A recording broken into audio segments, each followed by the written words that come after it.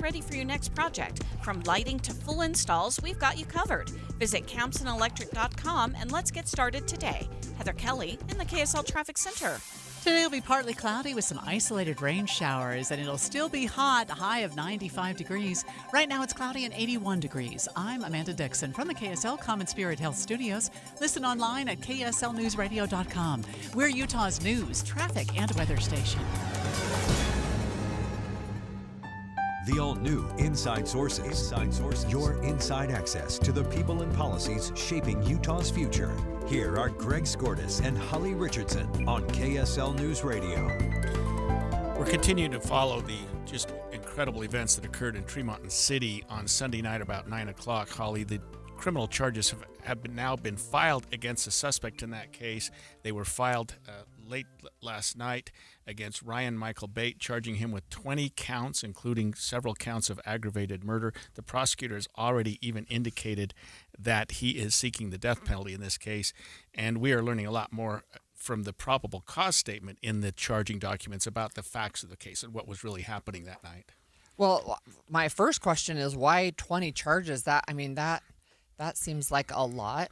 It is a lot, but I think what happened here is the prosecutor decided that if there are charges that fit, charges that were consistent with what was being learned, that he was going to file those. So there are the 2 aggravated murders, one for each of the police officers that died, an attempted aggravated murder for the officer that was shot at but not killed, and then there are a bunch of other charges, including charges related to the shooting of the dog, other charges related to other gunshots that were fired by the suspect.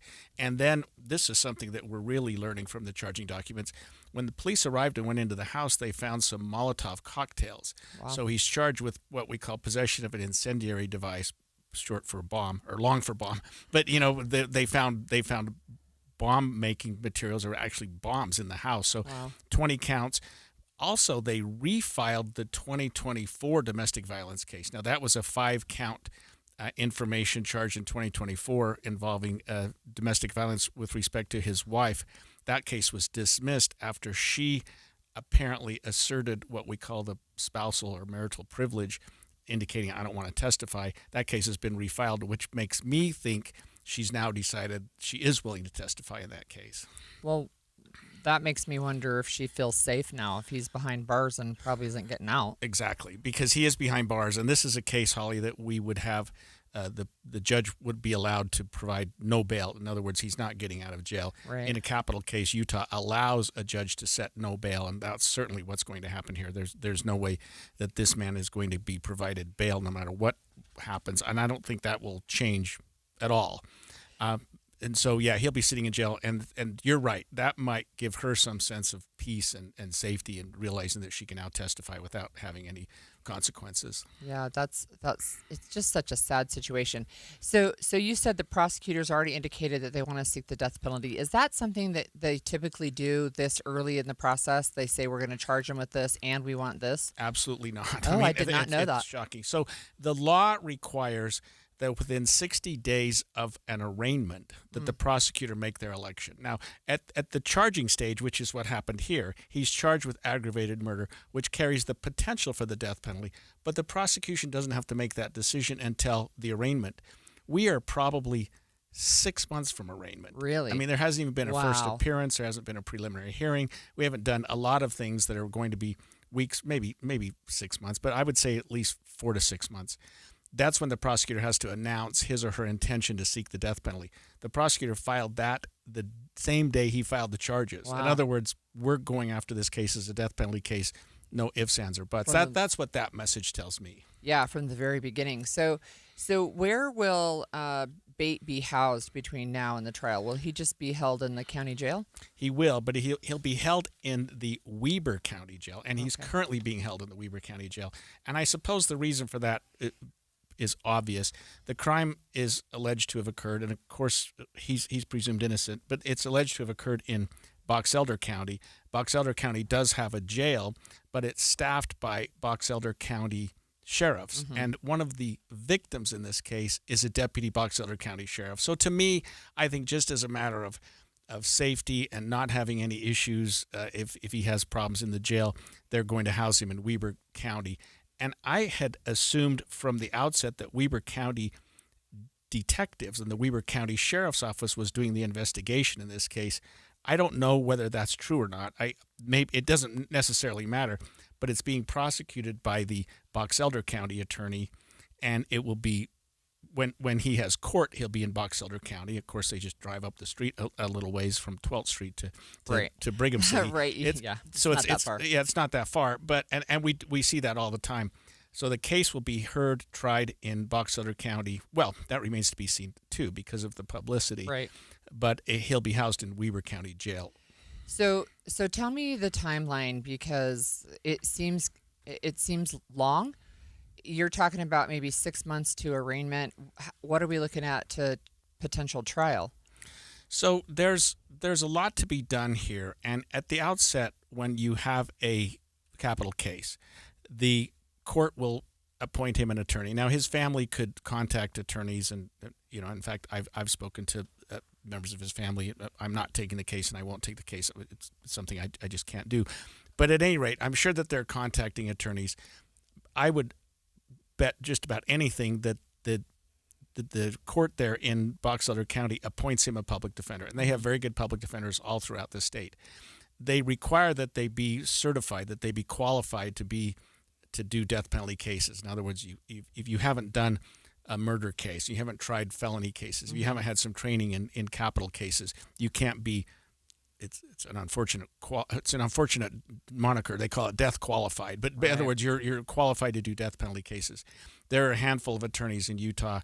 I'm an attorney that's death qualified. Although, like I say, I certainly wouldn't take this case. I can't. But if they'll find an attorney that has that qualification and assign them to the case. Mm-hmm. And I haven't really answered your question about the timing.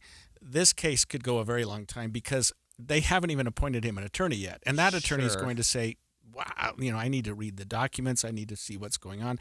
And I think, notwithstanding that they already filed the case, this happened on Sunday night and they filed it on Wednesday. I mean, that's an incredibly quick turnaround, which makes me think that the county attorney up there in Box Elder County feels like they have a very strong case. But this case has moved on record speed, I would say, in terms of a death penalty case.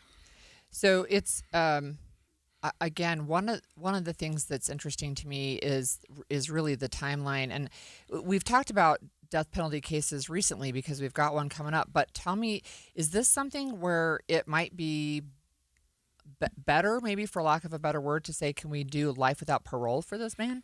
Boy, I don't know. I mean, no matter how you feel about the death penalty, and I guess I'll try to not get on my soapbox here. If you're going to have a death penalty in Utah, this seems to be the kind of case that would qualify. I know, and I'm not a fan of the death penalty, but if you are going to have a death penalty, a killing of 2 police officers would seem to be one of the cases that you'd do that. So I don't see the prosecution backing off of that at all, unless the 2 police officers' families say, no, we're happy. Let's just make this life a life without and spare everybody Yeah. the time. Because as we've seen from Menzies, we're 40 years down the road. Yeah. And this case could very well go the same. Yeah. When we come back, I want to ask you more about domestic violence and what you talked about, spousal privilege, and a statement put out by the wife of Bates, her family. We'll talk about that. Some things never change. Sure, we've expanded Inside Sources to 3 hours on KSL, and it's on 9 to noon. But the news, traffic reports, and weather updates that have been a part of your ride in the car since before you can remember, always there. And that will never change. Find us in your car at 102.7 FM. Andy, my husband and I had Bedrock Quartz redo 3 bathrooms for us, 2 in the old house and 1 in the new house. And I loved working with them for so many reasons.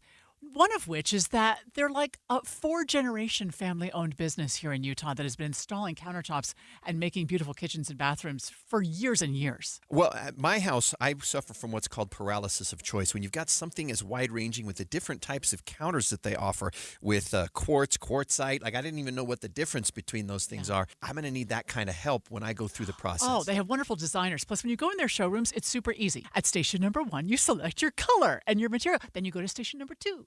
and you pick out your backsplash, and then you go to number 3 and you select your faucets. It's so easy to do. They've got what's called employee pricing for everyone. This is the first time they've ever offered this. For the month of July through August, everyone gets the friends and family discount. They've got 9 locations near you from Layton to St. George, including a new one in Salt Lake City. BedrockQuartz.com. That's BedrockQuartz.com. Emergency traffic brought to you by Mountain America. We still have about 7 miles of very slow traffic southbound I-15 from Lehigh to 800 North in Orem, where a multi-vehicle crash is still being cleaned up, blocking the right lane and shoulder. Now, the speeds are improving a little bit, but you have a second crash at 5th East and American Fork, so it's not like they're totally up to freeway speeds, and it's, again, 7 miles almost of delay, so you're going to be better off possibly exiting the freeway if you're heading east, but if you're trying to go west toward the Lehigh area, those roads are still pretty congested. Wasatch Front businesses and property managers, GoPave Utah provides all asphalt repairs for your parking. For patching and paving along the Wasatch Front, contact GoPave Utah. GoPaveUtah.com. Heather Kelly in the KSL Traffic Center. Hey guys, it's Woodrow from Mint Medical Clinic. Are you struggling with ED? Well, you are not alone, and now there's a real solution that treats the root cause, not just the symptoms.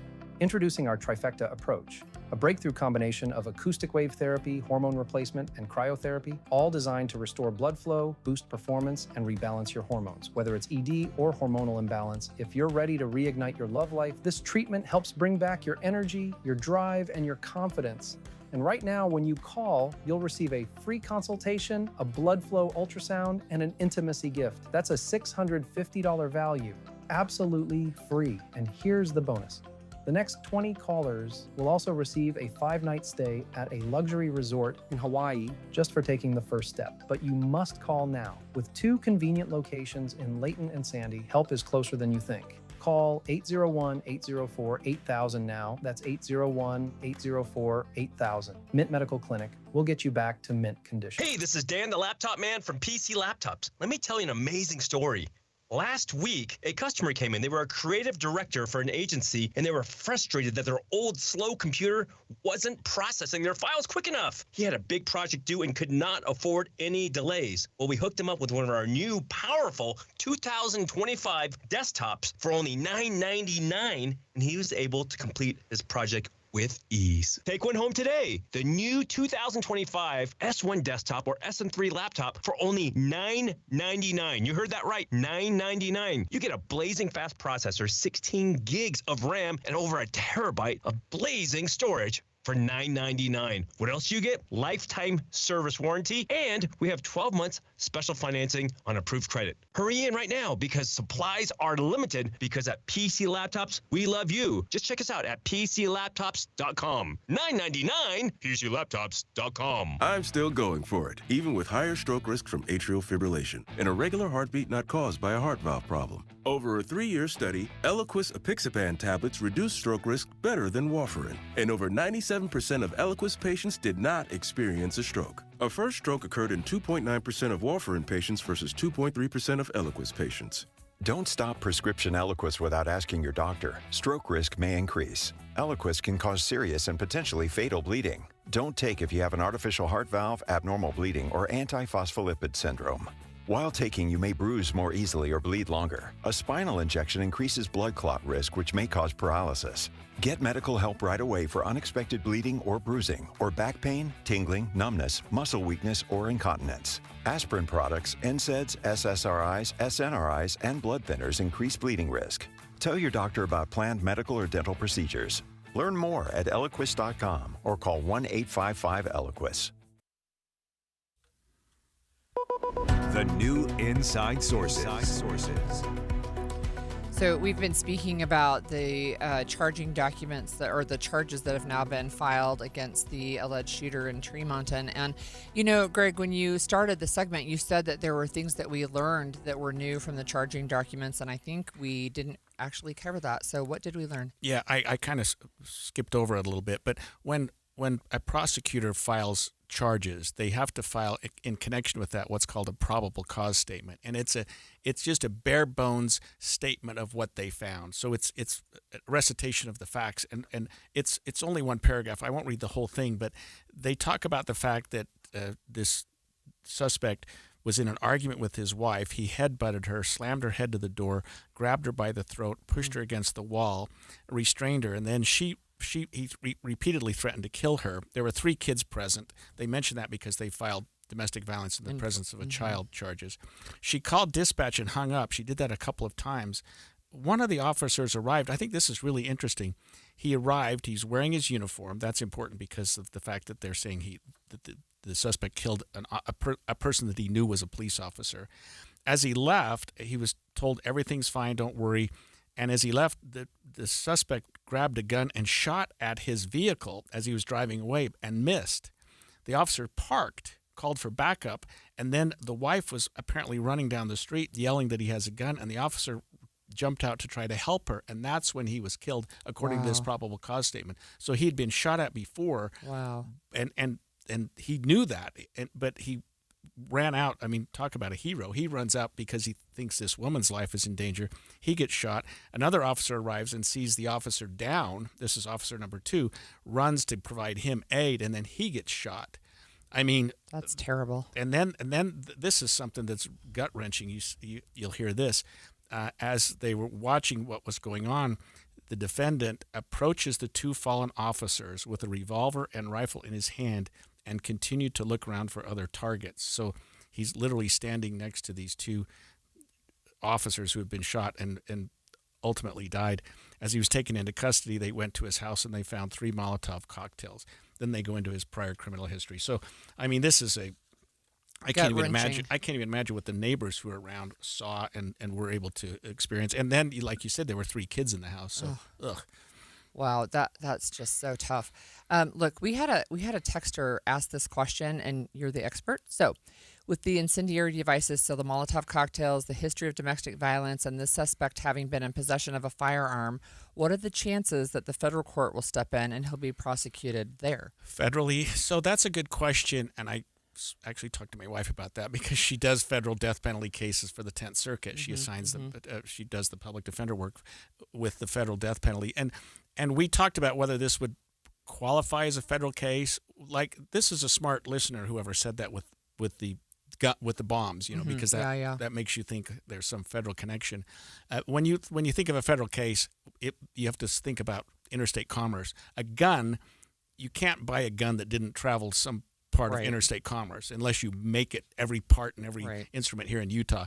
Bombs are federal crimes anyway. So yes, there could be federal connection. I think that if the feds look at this case and see that the state is in fact pursuing it as a death penalty, they might think there's no reason to jump in. I mean, what are they going to add to the equation? If for some reason the state case fails or stalls, or they feel like there's not much going on, or they're not being aggressive enough, the feds could jump in.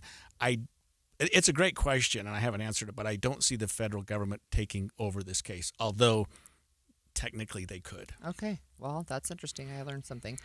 Okay, you also mentioned spousal privilege when the alleged shooter and his wife, when there was a domestic violence the case in 2024. Incident in 24, he was charged. And I think if I remember, we've talked about this before, that he was trying to choke her then as well, right? Which is high risk on the lethality assessment, which we'll be talking about later.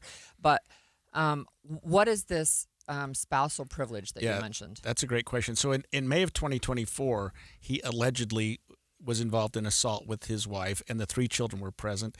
That involved some level of strangulation, allegedly. So he was charged with aggravated assault, a 3rd-degree felony, and 3 counts of domestic violence in the presence of a child, 1 for each of the children that were there, and then a property destruction case. As that case proceeded to court and ultimately got to, I think, a preliminary hearing, the wife apparently exerted, what's the right word, her spousal privilege. She said, I'm going to assert, that's the word, my spousal privilege, which means it's kind of like attorney-client privilege or doctor-patient privilege or priest-penitent privilege. There are certain things that you can't be forced to testify. If a person tells me they committed a crime, I can't testify against them, and a doctor tells somebody they did something, or in a confessional setting. So spouses have that same privilege. She apparently asserted that at the time, and so the state, this would have been like 4 months later they got to prelim, I think it was in August or September 2024, recognized they couldn't proceed because their witness wasn't testifying. She wasn't participating. Right. So they dismissed that case without prejudice, which means they can refile it. And they did refile it, which makes me think, Holly, that she has now said, okay, I no longer want to assert that privilege. I will now testify. I don't think there's any reason why the state would just jump in and refile a case knowing that she's going to assert the privilege again. That also tells me, and I guess I'm reading between the lines here, that she's going to participate in the prosecution of the homicide case as well, and that she will be a witness. Now that's the spousal privilege. There are other sort of spousal privileges with respect to communications that I won't get into the weeds about, but I'm just reading between the lines. The new charges and refiling the old charges, they must have her on board in terms of helping the state prosecute both of those cases. I just cannot imagine what she must be going through right now and their kids. I mean, just that, it's just all so rough. But look, let me ask you this. So do the same rules, even though it's called spousal privilege, do those same rules apply to domestic partners who aren't legally married? Yeah, that's a great question. And they do not. So spousal privilege is limited to spouses, and that we call it the marital privilege for a reason. So the fact that you're dating or you're intimate partners, those are separate relationships under the law, but they're not recognized as a relationship that guards that marital privilege. And what we want, the reason you have the privilege, is because we want people to not have to testify against their spouse if they don't want to. And we also want people to be able to communicate with their spouse or their lawyer or their doctor in a way that everything they say is not going to be used against them. So, but yeah, it's limited to the marital relationship. Is it common? I think if you talk, and we are going to talk about domestic violence and lethality assessment and whatnot, it's very common in my experience that in domestic violence situations, spousal or not, that one of the parties, the alleged victim, will often say, I don't want to pursue this case. It's one of the most frustrating things that police and prosecutors have to deal with. And I was a prosecutor in sex crimes and special victims for years, and we would get to court and you would often see the parties together holding hands. And you know very well that the victim spouse or victim partner is not going to be a very good witness when they walk into court together as though they've reunited. So it's hard to put on a case if you don't have a witness. It's hard to put on a domestic violence case where one of the parties is a victim if that person is not willing to testify to what happened to them, because if without that witness, you don't really have much of a case. Yes, it happens a lot. Although you did mention earlier when I asked you this question, or a texter asked us actually, because police were there and were able to see that she had red marks on her neck and stuff. So maybe there's additional witnesses that way. That's a great thing. You can prosecute a case if you have independent corroborative evidence, even without the spouse. It just makes it a lot tougher. Yeah. Because you also have the idea, well, could it have been caused by something else, or could she have been the aggressor, or is this all in self-defense? I mean, there are all kinds of things. Prosecutors have to weigh that. Can I win the case? Yeah. If they don't have the spouse, it's really hard to win the case. Yeah. Well, we've been talking several times. We've mentioned the lethality assessment protocol, the LAP law. It was implemented statewide in 2023, and it's been instrumental in referring thousands of victims to appropriate support. But some advocates are now saying they want additional protocols that focus on the offender. So we'll talk about that when we come back.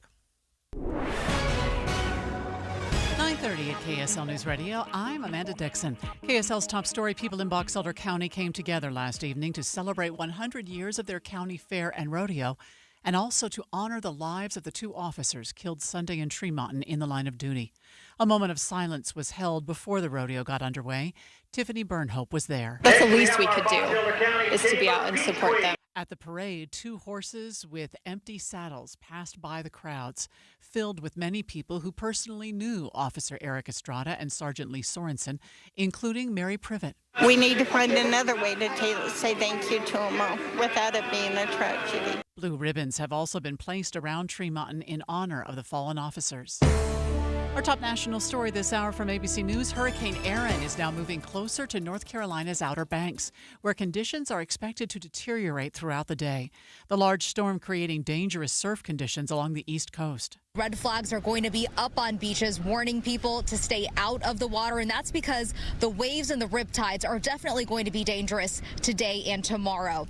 Now, New York City closed its beaches to swimming yesterday and today, and New York Governor Kathy Hochul ordered 3 state beaches on Long Island to prohibit swimming through today, and several New Jersey beaches are also off limits. ABC's Jaysha Patel reporting. Your money at this moment. The Dow is down 95 points right now. We're at 44,842. Coming up, a chance of rain moves in today. KSL weather is next. KSL News Time, 9:32.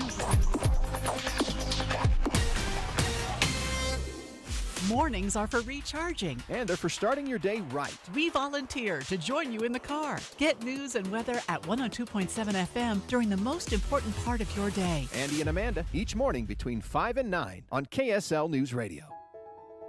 Have old jewelry you never wear? A diamond that's been passed down but doesn't quite feel like you? At Duke's Jewelers, they specialize in remounting and custom design. Whether it's refreshing a cherished heirloom or creating something completely new, they'll help you bring your vision to life. Bring in your own diamonds, gemstones, or even gold.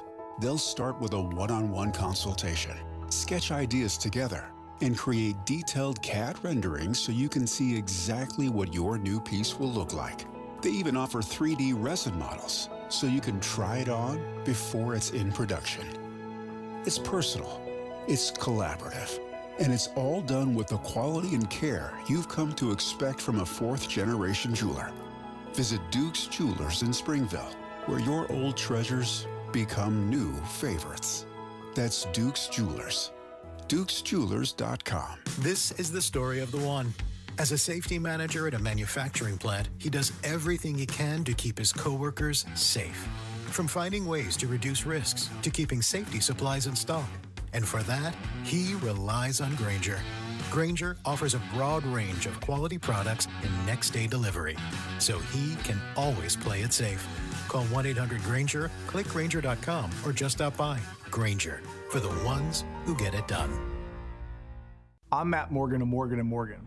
Your car steering wheel could be a ticking time bomb. At least 24 people have died and many more injured because their airbags fired shrapnel at them upon inflating. Tens of millions of cars have been recalled. If you suffered cuts that required stitches, hearing or vision loss, or broken bones, please contact us today. You could be owed money for medical bills and other damages. Morgan & Morgan. Visit us at badairbags.com for an office near you. Prior results do not guarantee a similar outcome. An emergency can happen any second. Here's a few seconds to think about where you'd go. When you need medical care fast, the closest emergency room is a smart thing to know. Common Spirit Health ERs are your direct path between feeling scared or uncomfortable and feeling better. Find emergency care in your neighborhood at mountain.commonspirit.org. Emergency traffic and weather together, brought to you by Mountain America's My Style checking account. And back to you, Heather. Well, we still have a couple of miles of stop-and-go traffic northbound I-15 as you leave Center Street in Provo, go through the S-curves and head up toward University Parkway in Orem. That was all due to a crash that just cleared about 4 or 5 minutes ago, so all your lanes are now open, but it's going to take a little bit more time for those delays to clear out. And then southbound I-15, speeds have improved greatly as you make your way from Lehigh into Orem, but there's still a crash on the left shoulder at 5th East and American Fork, as well as at 800 North in Orem. That one's blocking the right lane and shoulder, so traffic is still well below the speed limit between American Fork and Orem, and that's going to have your worst traffic delays. Common Spirit hospitals, clinics, and caregivers, all connected to advanced healthcare in Colorado, Kansas, and Utah. Healthcare with Human Kindness is here. Hello, Human Kindness. Heather Kelly in the KSL Traffic Center. Today will be partly cloudy with some isolated rain showers and still hot, a high of 95 degrees. Right now it's 81 downtown. I'm Amanda Dixon from the KSL Common Spirit Health Studios. Listen online at kslnewsradio.com. We're Utah's news, traffic, and weather station.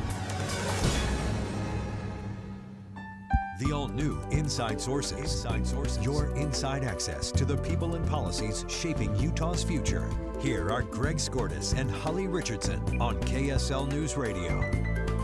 In 2023, the state of Utah implemented a statewide LAP assessment. It means lethality assessment protocol that requires law enforcement, when they respond on a domestic violence situation, to do an assessment. And this LAP protocol was pretty involved, Holly. They go through it's not a checklist, but it's a series of questions that they ask the victim, the alleged victim in the case, that gives them an assessment and an idea of how serious or not serious, and maybe that's not the right word, but how to approach the case based on the severity of what's happened here, prior incidents, that type of thing.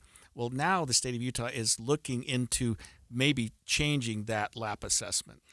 One of the things that's interesting is I listened on Interim Day yesterday about a group that was in front of the Judiciary Interim Committee. And KSL News Radio, Britt Johnson, has a little bit more detail, and then we can talk about that. Following this week's fatal officer-involved shooting during a domestic violence call, many are looking for solutions. The Domestic Violence Offender Treatment Board is suggesting additional lethality assessments. It would create a score based on perpetrator's history. For those that have higher scores, they have found that they are at a greater risk of new domestic violence assaults. There's a shorter time between assaults, and then they are more likely to commit more severe and more frequent assaults. Domestic Violence Program Coordinator Amy Hernandez says this additional assessment could also be used while determining what type of sentencing a perpetrator gets. But the Judiciary Interim Committee did not take action on the request. Britt Johnson, KSL News Radio. So what they seem to be saying here is that the lethality assessment has focused primarily on the victim and what she typically is experiencing and what's happened. But maybe we need to add another hook in that, which is the history of the offender and whether or not he or she has prior convictions, whether there have been prior calls out to the house. Because anytime you have a domestic violence situation, it seems that we want to look at what law enforcement has done in the past. How many times has law enforcement been to that house before? Right.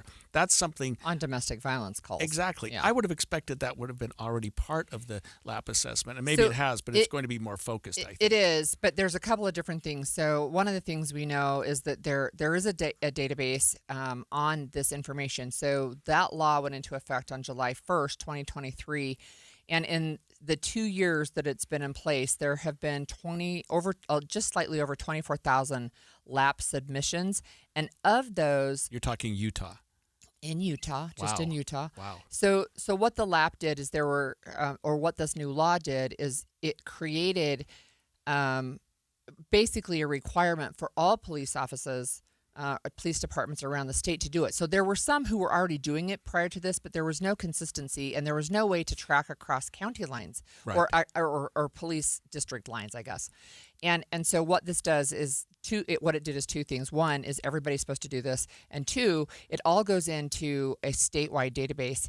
And now police officers responding to a domestic violence call can within 15 minutes find out if there are priors anywhere else. Yeah, and that's really important because if you think about it, if a perpetrator moves from, Daggett to Summit counties, and you don't know that there have been prior police inquiries, that would make a tremendous difference in how you would approach a case. Right, that's right. And there already was that kind of information for traffic stops, for example, right? There could be a statewide database for that. So now there is for domestic violence. So this is what we know.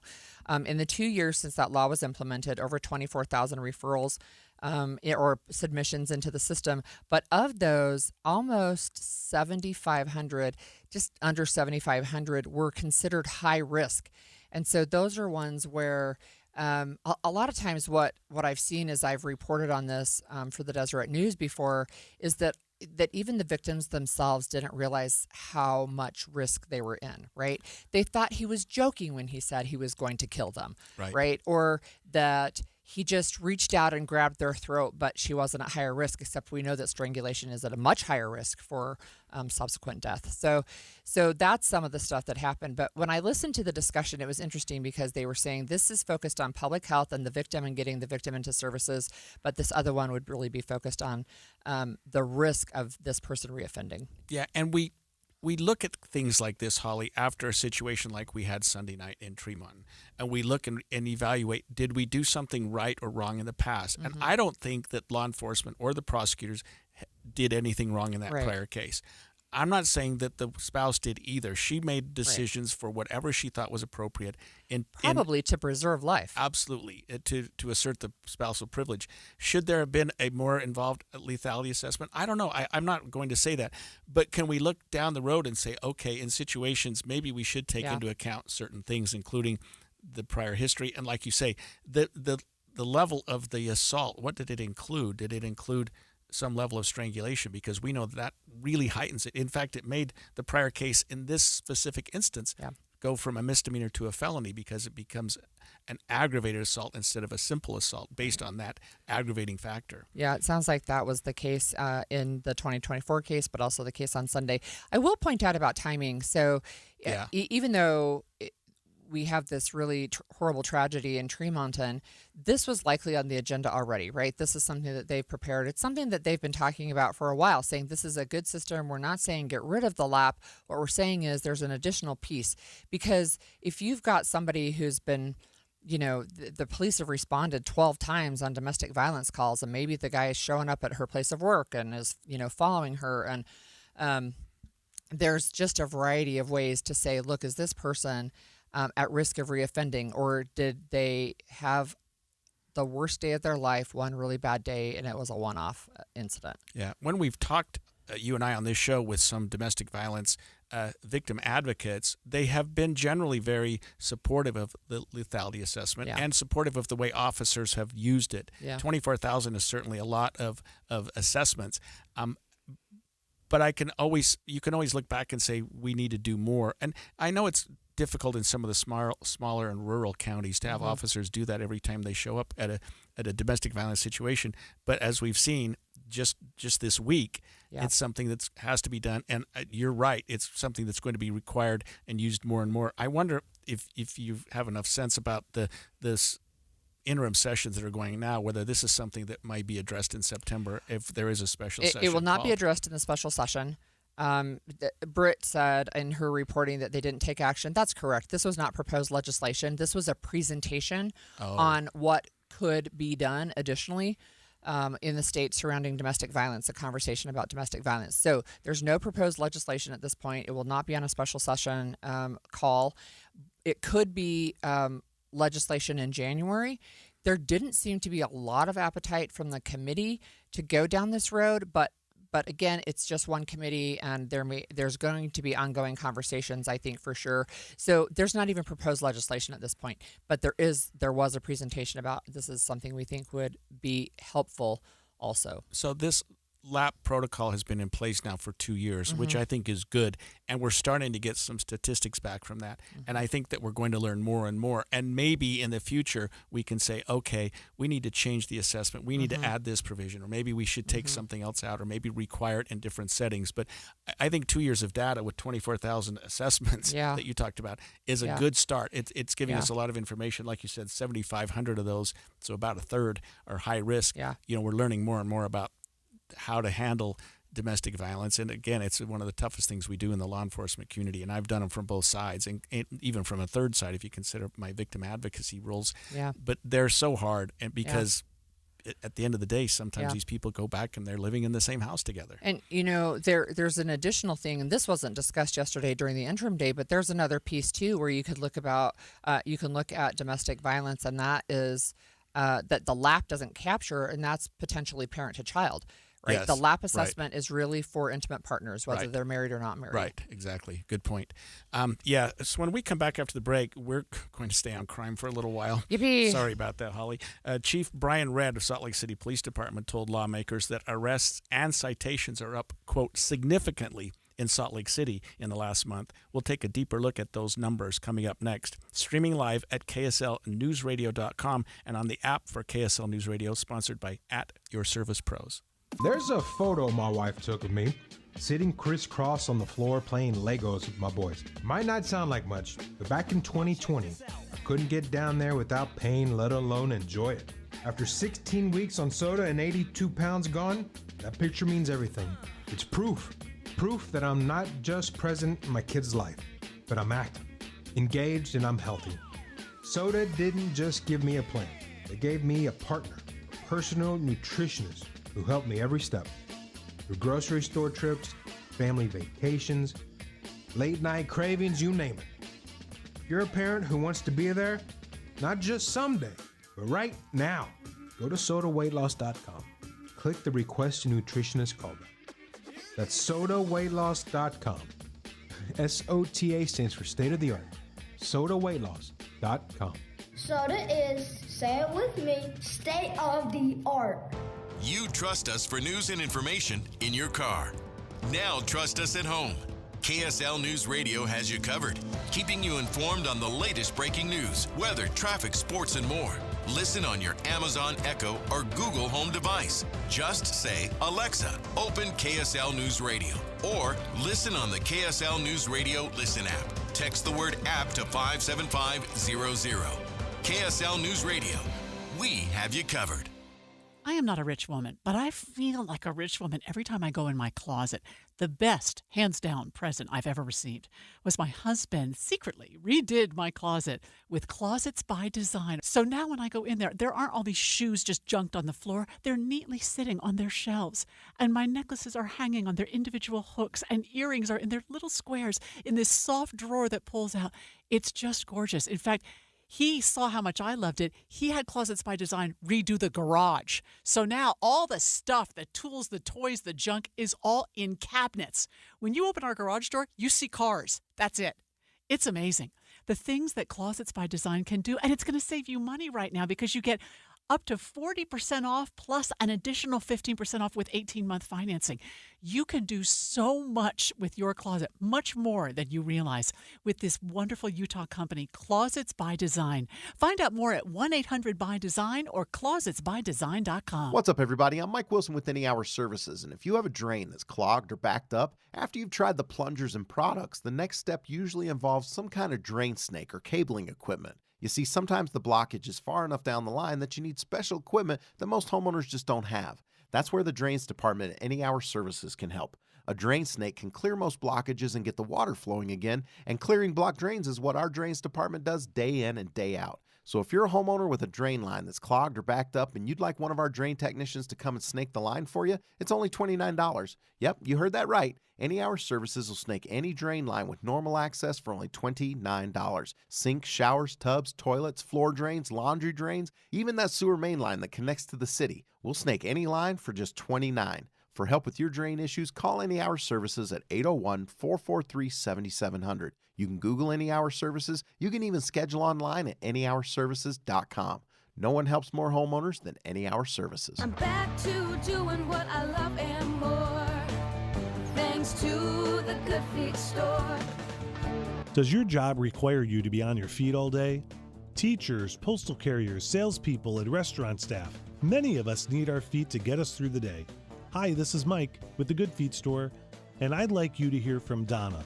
She's a nurse and a real customer of the Good Feet store who wanted to share her story. Oh, I have to tell you, I have struggled with pain in my feet. I was diagnosed with plantar fasciitis. With the 3-step program, it really fits to your lifestyle. I work in a hospital. I'm a registered nurse, so being on my feet, walking throughout the hospital during the day, I am free from any type of pain. And after working a 12-hour shift, I go home and my feet do not hurt.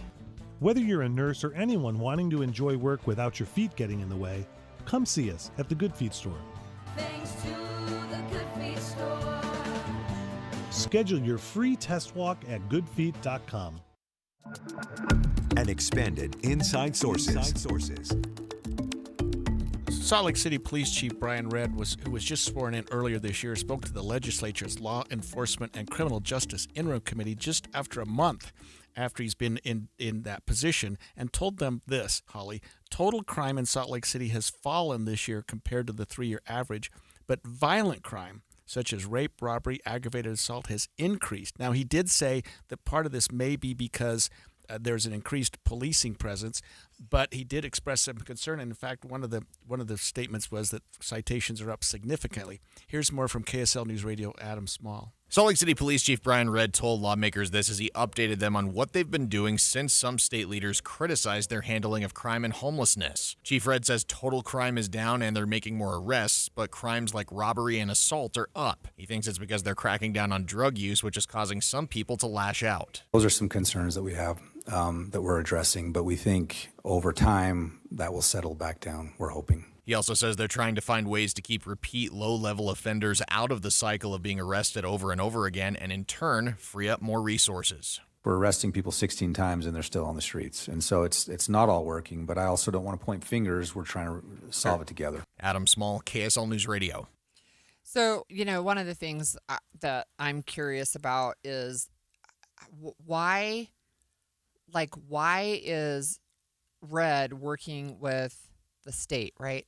There's some politics behind it. Absolutely. And Salt Lake City has been criticized by lawmakers, and lawmakers have been criticized by Salt Lake. That's right. In the way that we are handling, and I say we because I'm here in Salt Lake right now, crime and homelessness. Right. And in connection with, if they're even connected to one another, and obviously they are in some respects. So he's been in office for a little while. He was just appointed by the mayor, and he's saying, okay, here's what's going on in my first few months in office. We're making more arrests because he's got more police officers on the street, but some of these more violent crimes, robbery and assault, are up.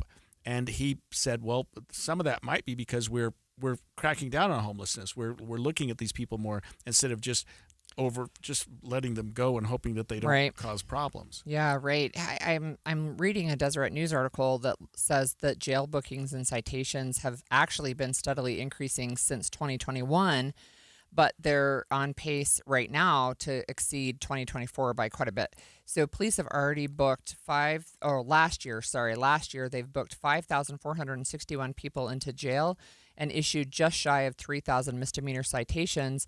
And through this week, they've already issued more than 5,000 citations and made more than 6,600 bookings. So we're already past what happened last year. That's incredible. I mean, we're already ahead of last year's filings. And we have 4 more months. I'll tell you what, that's hard to believe unless the police department is focusing more on hooking up people and booking people into jail in situations that they weren't previously. Those numbers are astronomically greater. Yeah. Last year, the whole year, 5,400. This year, we're in what, August, and we're at 6,600. Yep. That means there's a chance we could get 8,000 or 9,000 bookings. Yeah. I mean, the jail can't handle that. So they divided it into 2 sections, and I'll sort of just explain these a little bit. Their bookings and their citations. So sometimes that's like a ticket, right? Yeah, a low-level offender, even like a shoplift or traffic, sometimes even DUIs, they'll issue a citation, a ticket. They don't really have the time and energy and want to expend the money to put somebody into jail.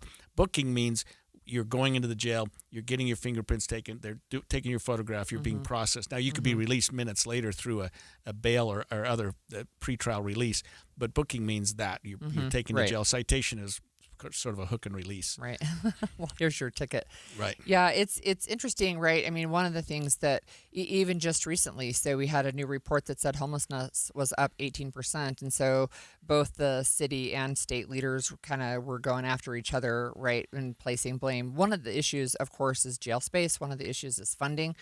But they are trying to work together at least. Right. And the legislature they're frustrated because they're looking at Salt Lake City and saying to the mayor and the chief of police, why do we still have homelessness? Why is this out there? We've given you resources, we've given you ideas, and we blasted Pioneer Park a couple years ago and said no more homeless people there. Right. But all we did was shotgun everybody out to various locations, and now I think they might have come back. Right, sure. Yeah. And now we have 30 homeless camps around the city instead of one giant one, which I don't know that did anybody any good. The business community is up in arms, and they've got the mayor's ear, and she's trying to get to the legislature and say, hey, maybe we need some funding.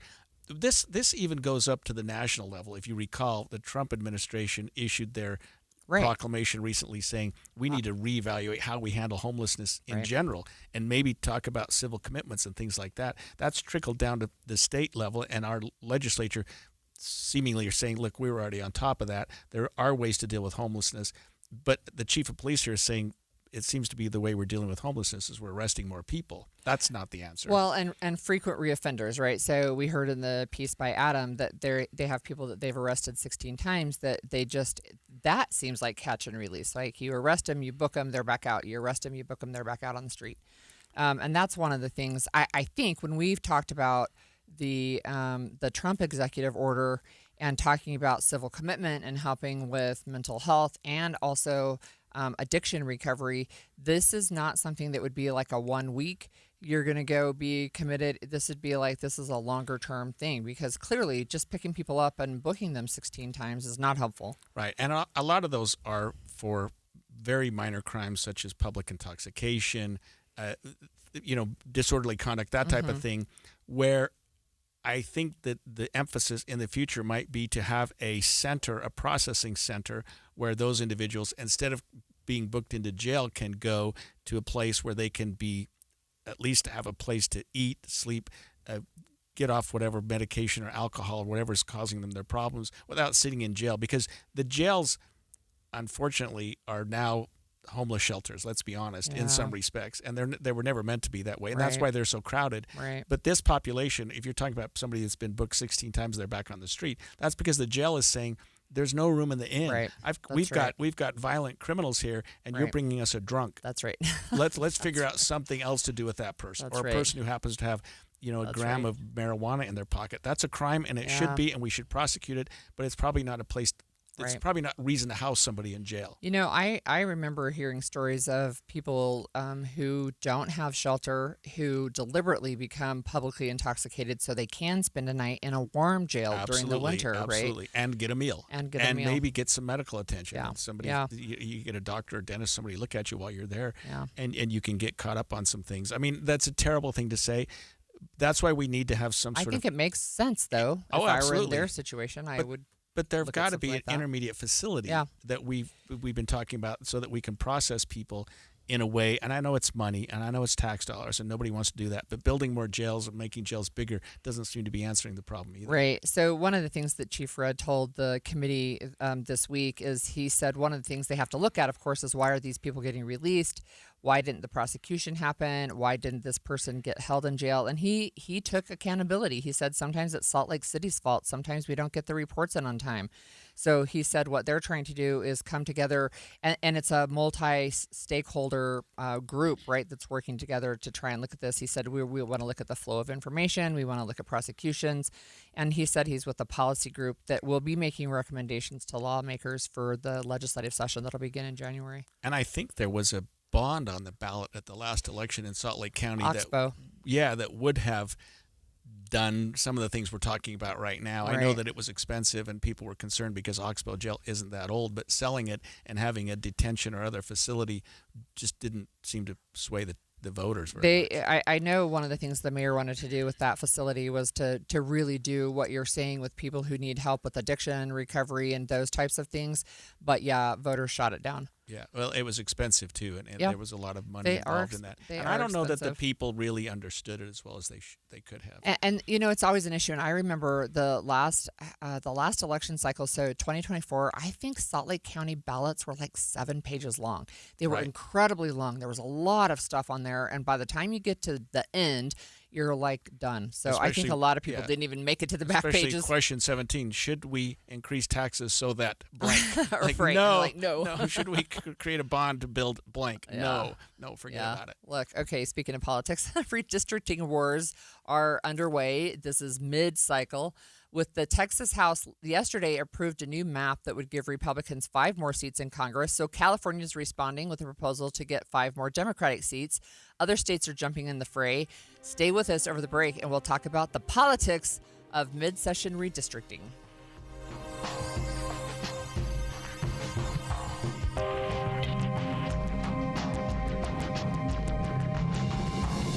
KSL FM Midvale. KSL Salt Lake City. From the KSL Common Spirit Health Studios, this is KSL News Radio. Utah's news, traffic, and weather station. At KSL News Radio, I'm Amanda Dixon. KSL's top story this hour: prosecutors have filed charges against the man accused of killing 2 Tremont police officers, and they plan to seek the death penalty. Weber County prosecutors have filed 20 total charges against Ryan Michael Bate, including multiple counts of aggravated murder and attempted aggravated murder. We're also learning more details about what happened the night Sergeant Lee Sorensen and Officer Eric Estrada were killed. Court documents say the first officer responded to a domestic violence call but got in the car to leave after the wife in the home told him everything was okay. But prosecutors claim Bate fired at his vehicle, then fatally shot the officer after he got out and ran to help Bate's wife. Documents then say Bate shot the second officer as he was trying to help the first one lying on the ground. Bate is then accused of wounding a sheriff's deputy and his canine, as well as shooting at a neighbor he thought was in an unmarked police car. That person was not hurt. Prosecutors have also filed a formal notice that they intend to seek the death penalty in this case. Adam Small, KSL News Radio. Our top national story this hour from ABC News: an appeals court has thrown out the nearly $500 million civil fraud penalty against President Donald Trump. A 5-judge panel made the ruling today, saying the large fine was excessive and violates the Eighth Amendment. New York Attorney General Letitia James can now appeal that ruling. Your money at this moment: the Dow is off 216 now. That's 0.5%. We're at 44,721. Coming up, a little cooler today and a chance of rain. KSL weather is next. KSL News Time, 10:02.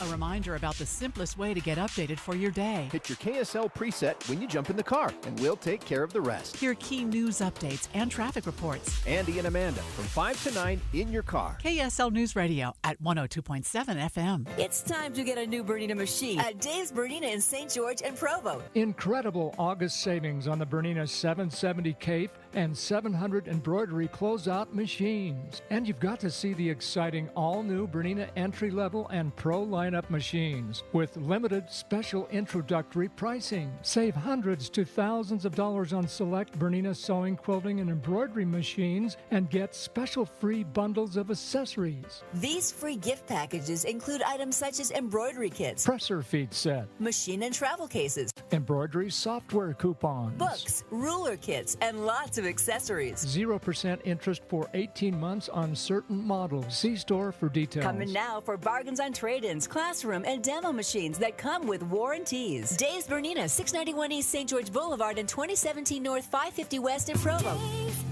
Come see the Bernina 990, the most amazing revolutionary sewing machine in the world. And it's on sale. When was the last time your vacation was living the art of adventure? Discover it in Cedar City, Utah. Towering red rocks, epic trails, summer events, and world-class drama at the Tony Award-winning Utah Shakespeare Festival starting June 17th with Macbeth, Antony and Cleopatra, and more. Marvel at nature's masterpieces with just a short drive to Zion, Bryce Canyon, Cedar Breaks, and Kolob Canyons. Discover Utah's earliest artists at the Parowan Gap Petroglyph site. Head up to Bryan Head for chairlift rides that deliver endless high-elevation views. Wildflower Meadows, topped off with ATV and downhill biking trails. Be starstruck by the skies at Cedar Breaks National Monument. Browse Cedar City's unique shops and indulge in savory bites. Come experience the art of adventure around every turn in Cedar City. Start planning your vacation right now at visitcedarcity.com. Thinking about retirement? Make sure a My Social Security account is a part of your plan. A My Social Security account gives you secure access to your personal earnings history and benefit status. You can find out if you're eligible to receive benefits, compare retirement benefit estimates at different ages or dates, view spousal benefit estimates, and more. Plan for your future. Open a My Social Security account at ssa.gov/myaccount. Social Security, securing today and tomorrow. Produced at U.S. taxpayer expense. Traffic and weather together, brought to you by Mountain America's My Style checking account. And here is Heather Kelly. We still have just a little bit of slowing southbound I-15 in Utah County. This is through Orem area as you approach 800 North. Almost all the vehicles that had crashed earlier, they're gone except for one that's just on the side of the road waiting for a tow truck. And then people who are exiting at 800 North, that exit ramp backs up from time to time due to short traffic lights at the bottom of the exit. Otherwise, you've got a good drive now across the Wasatch Front. No problems in Salt Lake County on I-15, the East or West Side Belt routes, or the 201 freeway. UTA is road therapy. Give your car a break and get more you time. Plan your trip at rideuta.com or on the Transit app. Heather Kelly in the KSL Traffic Center. We should see a high today of 95 degrees with more clouds moving in. Those clouds could bring up some pop-up thunderstorms as we head into the weekend. Let me check our current temperature right now, 79 degrees. I'm Amanda Dixon from the KSL Common Spirit Health Studios. Listen online at kslnewsradio.com. We're Utah's news, traffic, and weather station. The all-new Inside Sources. Inside Sources. Your inside access to the people and policies shaping Utah's future. Here are Greg Skordas and Holly Richardson on KSL News Radio. So, Greg, we've talked about what was going on in Texas, and we've talked about redistricting a few times on the show, but we're going to reset it a little bit for our listeners who may have not tuned in yet. So typically redistricting is done every 10 years after the census gives us the numbers of people who move in or out of a state, right? So a few years back, we got a 4th congressional district. We used to have 3, but there was enough move in to our state that we got a new member for the House of Representatives. And maybe we'll get one the next time after the next census. Who knows now, though? But we really haven't done redistricting in the middle of this decade, right, between censuses. So what happened is President Trump said, gee, it sure would be nice if we had more Republican seats going into the midterms. And Texas Governor Abbott said, I can do that. Yeah, crazy, because it's starting, unfortunately, this big domino effect now, and Texas actually voted on it. They've actually now voted to redistrict their state. They did. They finally did. And if you remember, the Democrats left the state. So the Republicans do have the majority, but Democrat lawmakers, enough of them left the state that they didn't have a quorum, and so they couldn't actually hold the vote. But they finally came back, and they did hold the vote. Yeah, here's ABC's Jonathan Carl with the latest on that. Overnight, the Texas House of Representatives approved the controversial new voting maps designed to help Republicans keep control of Congress in next year's midterm elections. The new maps, which were drawn at the request of President Trump, are designed to turn 5 congressional districts in Texas that are now held by Democrats into districts that will likely be won by Republicans next year. That's based on statistics and demographics and what they think. I almost wonder, because you can't do that without watering down some districts and making some a little bit more difficult for Republicans. That's right. And it's called the strength, right? Republican strength, Democratic strength. And so it's, if you look at who is registered to vote with what party, right, how much is one party advantaged over the other. So what they're doing, and what they did actually, because it's going to go to the Senate today, but it's going to pass the Senate as well. But what they did is take really strong Republican districts and turn them into moderately strong Republican districts, and then dump Republican voters into what Democrats now hold. It could backfire, right? That's right. There could be voters who say, yeah, no, I'm not going for that. Yeah, who are saying you're just playing me. You're just putting me here because you know I'm going to vote in a certain way. Yeah. Some Democratic governors, like California Governor Gavin Newsom, said they'll counter this with maps of their own. Here's ABC's Nicole D'Antonio from Washington. Governor Gavin Newsom posting, "It's on, Texas." To counter Texas's move, he's vowed to push through a new California map in a bid to reclaim 5 seats for Democrats. The California legislature is expected to vote on a redistricting plan today, with a new map set to go before voters in a special election this November. Former President Obama applauding Newsom's efforts, saying his plan is designed to address a very particular problem at a very particular moment in time. Nicole D'Antonio, ABC News, Washington. So it's a political game, right, where I would say Republicans started this, but you have to remember, they have to remember that political winds change. And so now you're saying everything that could happen to Republicans or for Republicans can flip when you get Democrats back in power, and that will happen. The political winds will shift. But what Gavin Newsom is saying is, he's saying, I'm not waiting, and we're going to respond tit for tat. And he even said to Governor Abbott, if you don't pass this, I will not move forward with this in California. But he passed it, and they're going to be in session today to start to vote on these maps. And at least with the California redistricting plan, they have to put it before the voters in a special election this November. So you would maybe think, and I'm not saying I support anything that anybody's doing. In fact, I think it's ludicrous that we're doing this midterm and census. You know, Right. we're not. Yeah. I mean, 2025. It's certainly different. Yeah, we're just doing this for petty political reasons. But I don't know that tit for tat is the answer either, and that Gavin Newsom saying, okay, if Texas, if you do it, we're going to do the same thing. Because where does it end? I mean, what happens It's not going to end. Right. It's not going to New end. York or Yeah. Right. And so there are other states. Look. There are other states. No question. I think will weigh in to say, okay, can we redistrict? Can we gerrymander our districts?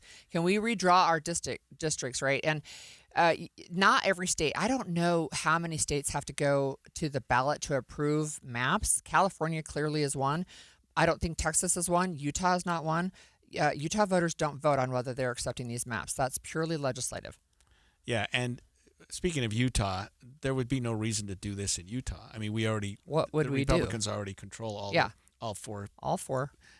And in part because I think a lot of Democrats would claim because we've already been gerrymandered in that way. But I'm not saying that's true. I'm just saying that's a position that some But Democrats you have have a Republican. So again, this is one area where elections matter, right? Right. And you have a Republican-controlled supermajority in the House and Senate in Utah. There would be there's nothing they can do to give an additional Republican advantage because we already have Republicans in all of the major positions. Right. So one of the things too, we talked about yesterday about the online social media war about Gavin Newsom and his taking on the style of President Trump, but he's done it really to bring attention to sometimes some of the hypocrisy. And I'll point out another thing that happened. So Governor Abbott in Texas, he told Donald Trump, I will get you 5 seats. But when Governor Newsom in California said, I'm going to find 5 Democratic seats, he was really offended. And he said, he said literally, this could result in lawsuits. What you're doing is illegal. And I'm like, excuse me, sir. What are you talking about? But in California, Republican lawmakers actually did bring a lawsuit up to the Supreme Court for an emergency ruling. You can't do this mid-cycle, right? And the California Supreme Court threw it out yesterday. I guess I am a little surprised that former President Obama jumps in and says this plan is designed to address a very particular problem at a very particular moment in time. It doesn't seem like he usually gets in the fray that way. Although I think Democrats have finally recognized that Republicans are going to do what they're going to do, and at some point maybe you do need to fight back and do something on your own. Again, another political discussion, right? I mean, so there's just like you have rules of war, there are kind of rules of politics, decorum and the way you treat people, right? And the Democrats for a long time said, well, when they go low, we'll go high. They're finding that's not working. Yeah, it's not working at all. And they're getting rolled over, and I mean, just steamrolled over. And so they're like Newsom is saying, we're going to push back and we're going to use every tool at our disposal. So if it's a tool you can use, it's a tool we can use. And Newsom is not backing off on his criticism of Trump in any way. No. I mean, he's bringing it more and more and more. And it all started with the whole federal troops in Los Angeles and whether or not they could do that. And boy, those two got into it, Newsom and Trump. And it's not getting any better. What does Trump call him? New scum or something like that. Yeah, the and name. Gavin is saying, bring it on. I mean, these two may be, maybe going at it in the years to come. Couple of things. Well, President Trump is not eligible to run in 2028 in spite of him selling hats that say he is. But in California, they have done some polling. They've got nearly 60% of voters right now say that they do approve of this redistricting map. But speaking of polling, I saw something yesterday that said Gavin Newsom has leaped to the front of potential Democrats to run as a people texted me to run for president in 2028. Yeah, and I assume that's part of his agenda. I assume that's exactly what he's trying to do, is set himself up for that. And maybe he is. Well, I think there's more to it than that. And we do have a texter who said the Democrats have never gone high. I disagree with that. Come on. Right. Well, both sides are taking it a little bit low right now, and that's unfortunate. And I don't know if there's going to be an end to it, but other states may be jumping on board. I think the end will be in the midterm elections next year. We'll see where it ends there. Yeah, seriously. Last night, Russia sent more than 500 drones and 40 missiles into Ukraine, hitting civilian targets, including a U.S.-owned business. So are President Putin and President Zelensky actually going to meet and discuss a peace agreement? That's up next on KSL, streaming live at kslnewsradio.com and on the app for KSL News Radio, sponsored by @YourServicePros. Some things never change. Sure, we've expanded Inside Sources to 3 hours on KSL, and it's on 9 to noon. But the news, traffic reports, and weather updates that have been a part of your ride in the car since before you can remember, always there. And that will never change. Find us in your car at 102.7 FM. Hi, this is Derek Overstreet, president of the New Millennium Group and co-host of Stop Working, Start Living with KSL News Radio. Can you imagine what your life would be like if you could retire 3 to 5 years earlier than you thought possible? The things you could do, the loved ones you could spend time with, the memories that you could create. That's what our team at the New Millennium Group does. We'll walk you through the entire process every step of the way. If you'd like to get a copy of the 5-step proprietary plan that will help you retire 3 to 5 years sooner than you thought possible, give us a shout right now. 888-999-6370. That's 888-999-6370 or utahsfinancialplanner.com. Listen, most of our listeners right now have a tax problem, not a money problem. There's not enough money in Social Security Medicare as it is. Let us show you how you can significantly reduce your taxes. That's 888-999-6370.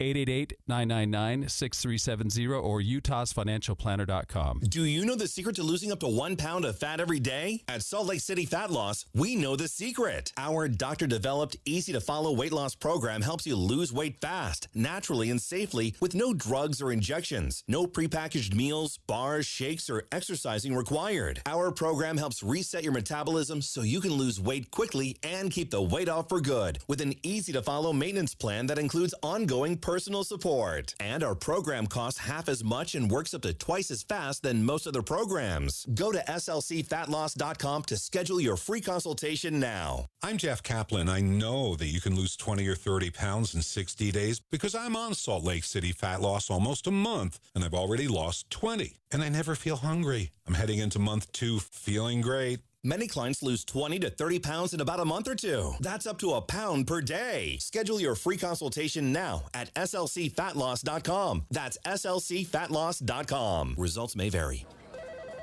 Comcast Business High Five Hotline. What's the state of your excitement? I signed my business up for the 5-year price lock guarantee, and I can't stop high-fiving people. High five! Okay, deep breath. High five. You're in a good place. You signed your business up for 5 years at gig speed internet and advanced security, all on our ultra-reliable network. Gig speeds and advanced security? I'm so stoked. Yep, and you get it at a great rate that's locked in for 5 years. Woo! The high five is just your body's way of saying, I'm winning.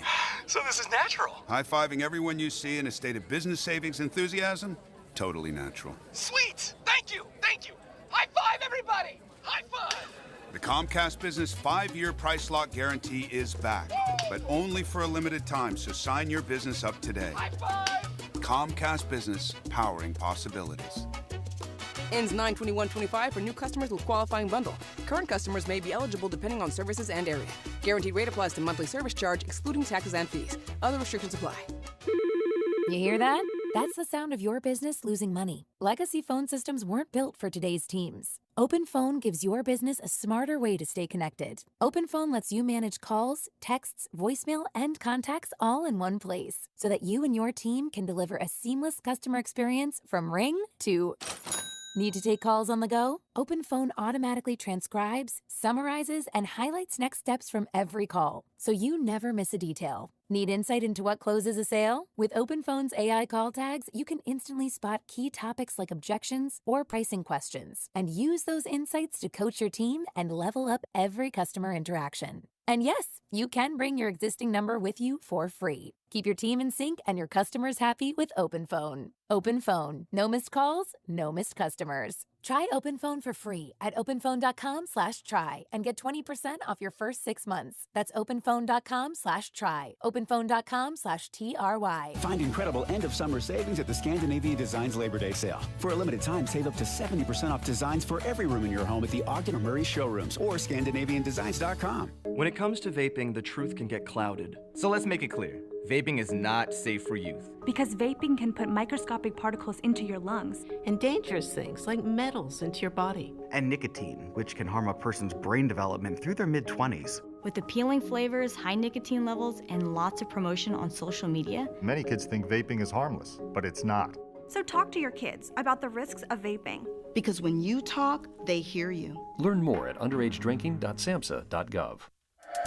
And expanded Inside Sources. Inside Sources. Last Friday, President Trump and Russian President Putin met in Alaska to discuss whether or not Russia was willing to agree to a ceasefire, agree to some sort of agreement with Ukraine.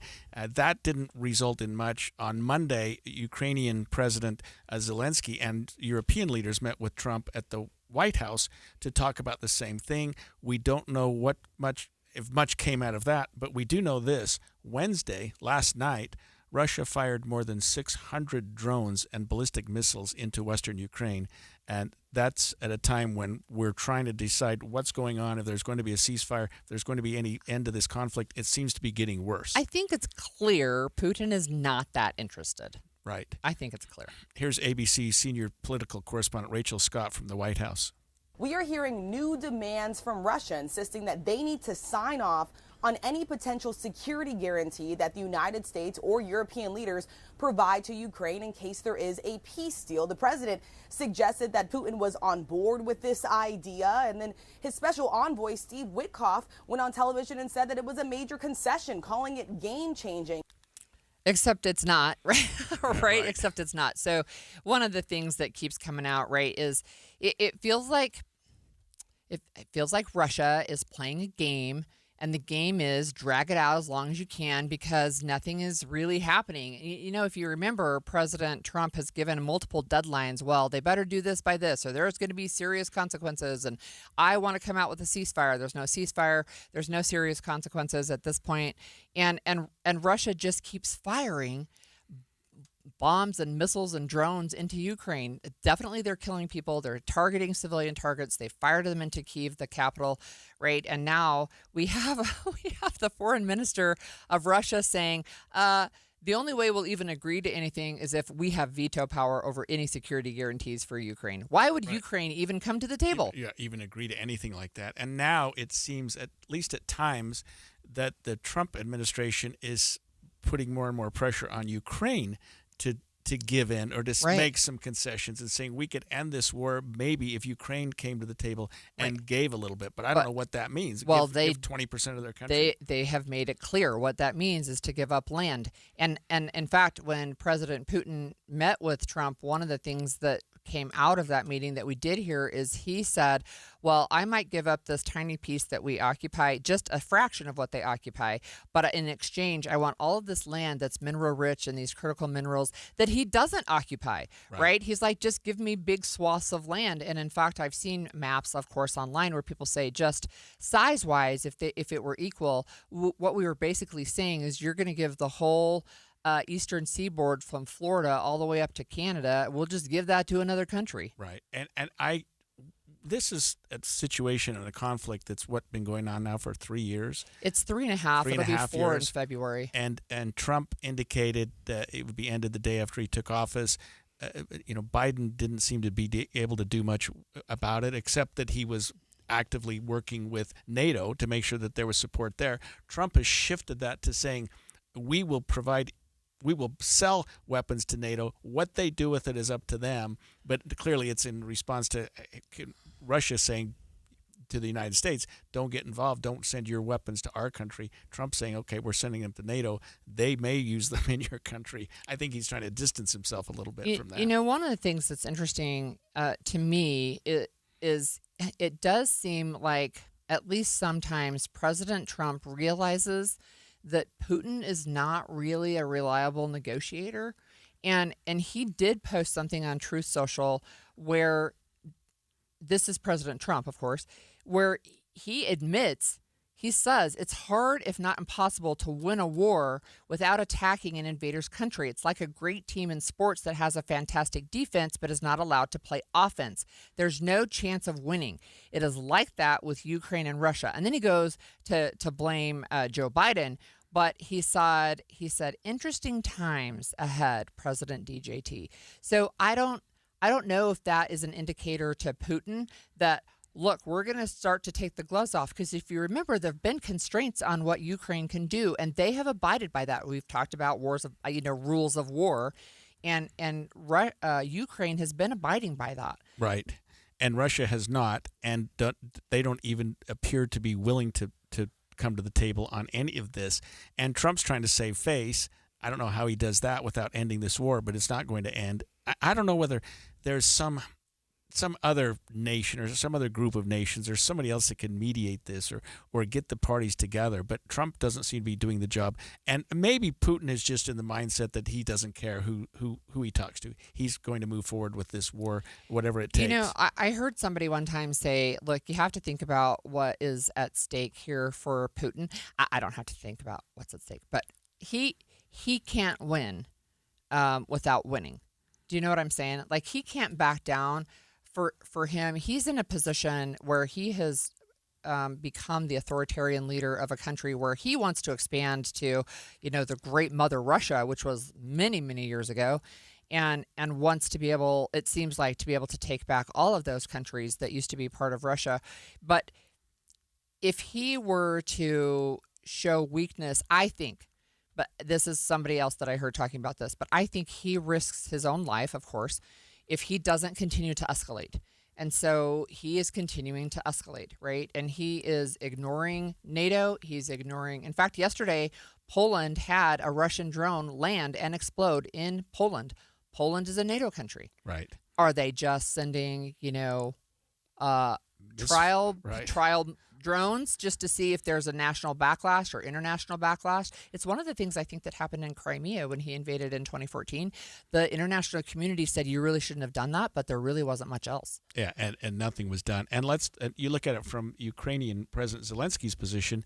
How does he allow this to end? Can he allow Russia to cede any of the land in Ukraine and call it a win? I don't see how. I mean, he wants his nation back, and he's saying, first of all, when Trump and Putin are meeting, he's going, well, where am I? Right. Don't I have some say in this? Yeah. And then when European leaders came last Monday, there seemed to be some optimism from Ukrainian officials after that they felt like, okay, Europe's going to get involved. NATO may step up, and maybe we can do something like Trump saying, maybe we can start playing some offense. Well, one of the things that President Trump said on Monday was that he was hoping for a trilateral conversation, meaning he wanted to have himself and Putin and Zelensky in a conversation. And he has since backed off from that and said they need to meet first. So Russia has invited, they won't even call Zelensky by name, but they've invited him to come to Moscow. He's not going to do that. No, he'll never leave. He would not leave alive. I don't even know if he would arrive alive, right? It's like he's not going to do that. That's dumb. And now we're reading that Russia's trying to pull China in so that they can both have veto power over security guarantees. I have some training in international relations just with my PhD.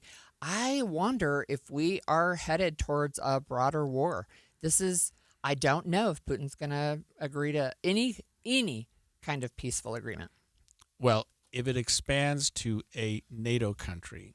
And then it's all for one and one for all. Then we have a problem. The United States will pull out of NATO. I have no doubt that Trump would pull us out of NATO, but that means it's still a broader war with the rest of the NATO. Out of NATO if a NATO country was attacked? Absolutely, I do. Yep. Ow. Unless it was us. There you go. Wow. He's already said that. He's already said that several times. There's other people in Congress who said we don't belong in NATO. Get us out of NATO. So I have no doubt that he would do that, and he would do it quickly. Well, what's NATO without the United States? European alliance. Yeah. There's others too, but yeah. Right, but I mean, unless they're just buying or giving weapons from the United States. Well, you remember what the T stands for, right? It's trade. Yeah. Right. Oh, yeah. So make America great again by being isolationist. Look, I'm not predicting World War III, but I also wouldn't be surprised if this ends up expanding. I mean, when you have somebody so recalcitrant as Putin, who is thumbing his nose, I think, at President Trump by saying, you said peace, here, take my 600 drones and missiles. Yeah, last night. Wow, into Western Ukraine. Every day. In fact, he fired missiles on his way to Alaska. They were still shooting. Talk about brazen. I'm a little opinionated. Yeah. Okay. When we come back, we're speaking about all of this international stuff that's going on, and now we have the director of the director of national intelligence, Tulsi Gabbard, saying she's slashing. Oh my gosh, slashing. I can't. Yeah, thank you. She's cutting the intelligence community workforce, including the Foreign Malign Influence Center. It doesn't make any sense to me. 10:30 at KSL News Radio. I'm Amanda Dixon. KSL's top story. The head of Salt Lake City Police says the number of arrests they're making is up significantly, but they're also seeing an increase in some forms of violent crime.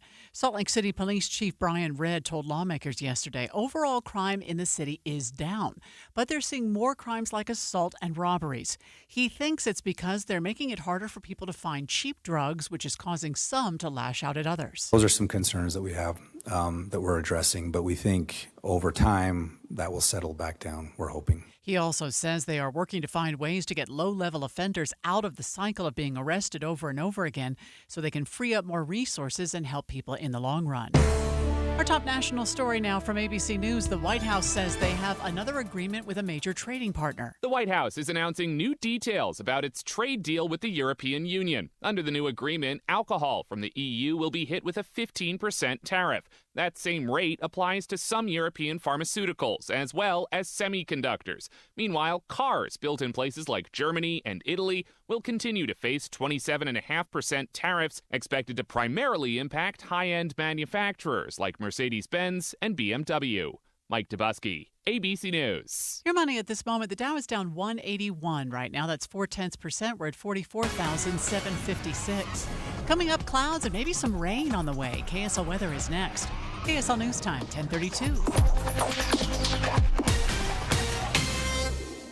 The sources where we get our news matters. When you listen to Utah's Morning News, we want you to feel the stories are important to you and trustworthy. This is Amanda Dixon. And I'm Andy Farnsworth. Join us weekday mornings on KSL News Radio. If you need new windows and you live in Utah, there's only one choice. There are other window companies, but they're more expensive and their windows aren't made in Utah for Utah's ever-changing climate. Advanced Window Products has been building state-of-the-art windows right here in Salt Lake for 39 years. And since they're the factory, they cut out the middleman and you save 30, even 40% on new windows. Plus, right now as they book for fall, Advanced Windows will give you $2,500 off on 10 windows or more. They build the windows, install the windows, and guarantee them for life. And since they're right here in Utah, if you have a problem years from now, just call them. They'll come over. Advanced Windows offers 0% financing, buy now, pay later. They're affordable. Get your new windows and get the energy savings before we get to winter. $2,500 off. Call them, 801-850-9100. That's 801-850-9100, or go to advancedwindows.com. Hey, Utah. Tired of hard water problems, scale buildup on your appliances, dry, itchy skin, and bad taste? Culligan Water is the answer. With top-rated water softeners and filters that protect your appliances, pamper your skin, and make your water taste delicious. Hi, this is the Waterboy Colson Firmage, a third-generation Culligan man. Culligan has been locally owned and trusted for over 80 years, right here in Utah. Do you know if your current water system is even working? We're happy to come out and take a look at it, even if it's not ours. Get a free water test for any system. Call 801-509-9602 or visit CulliganSLC.com. Huge savings are happening for a limited time. Get $1,000 off a Culligan water filtration system, plus a full year of free salt delivery. Don't wait. Get cleaner, better water for you and your family. Call 801-509-9602 or go to CulliganSLC.com. Culligan, water you'll love. Hi, it's Tori DeVito. In every family, small conversations can make a big impact, like when my dad shared his experiences as an alcoholic.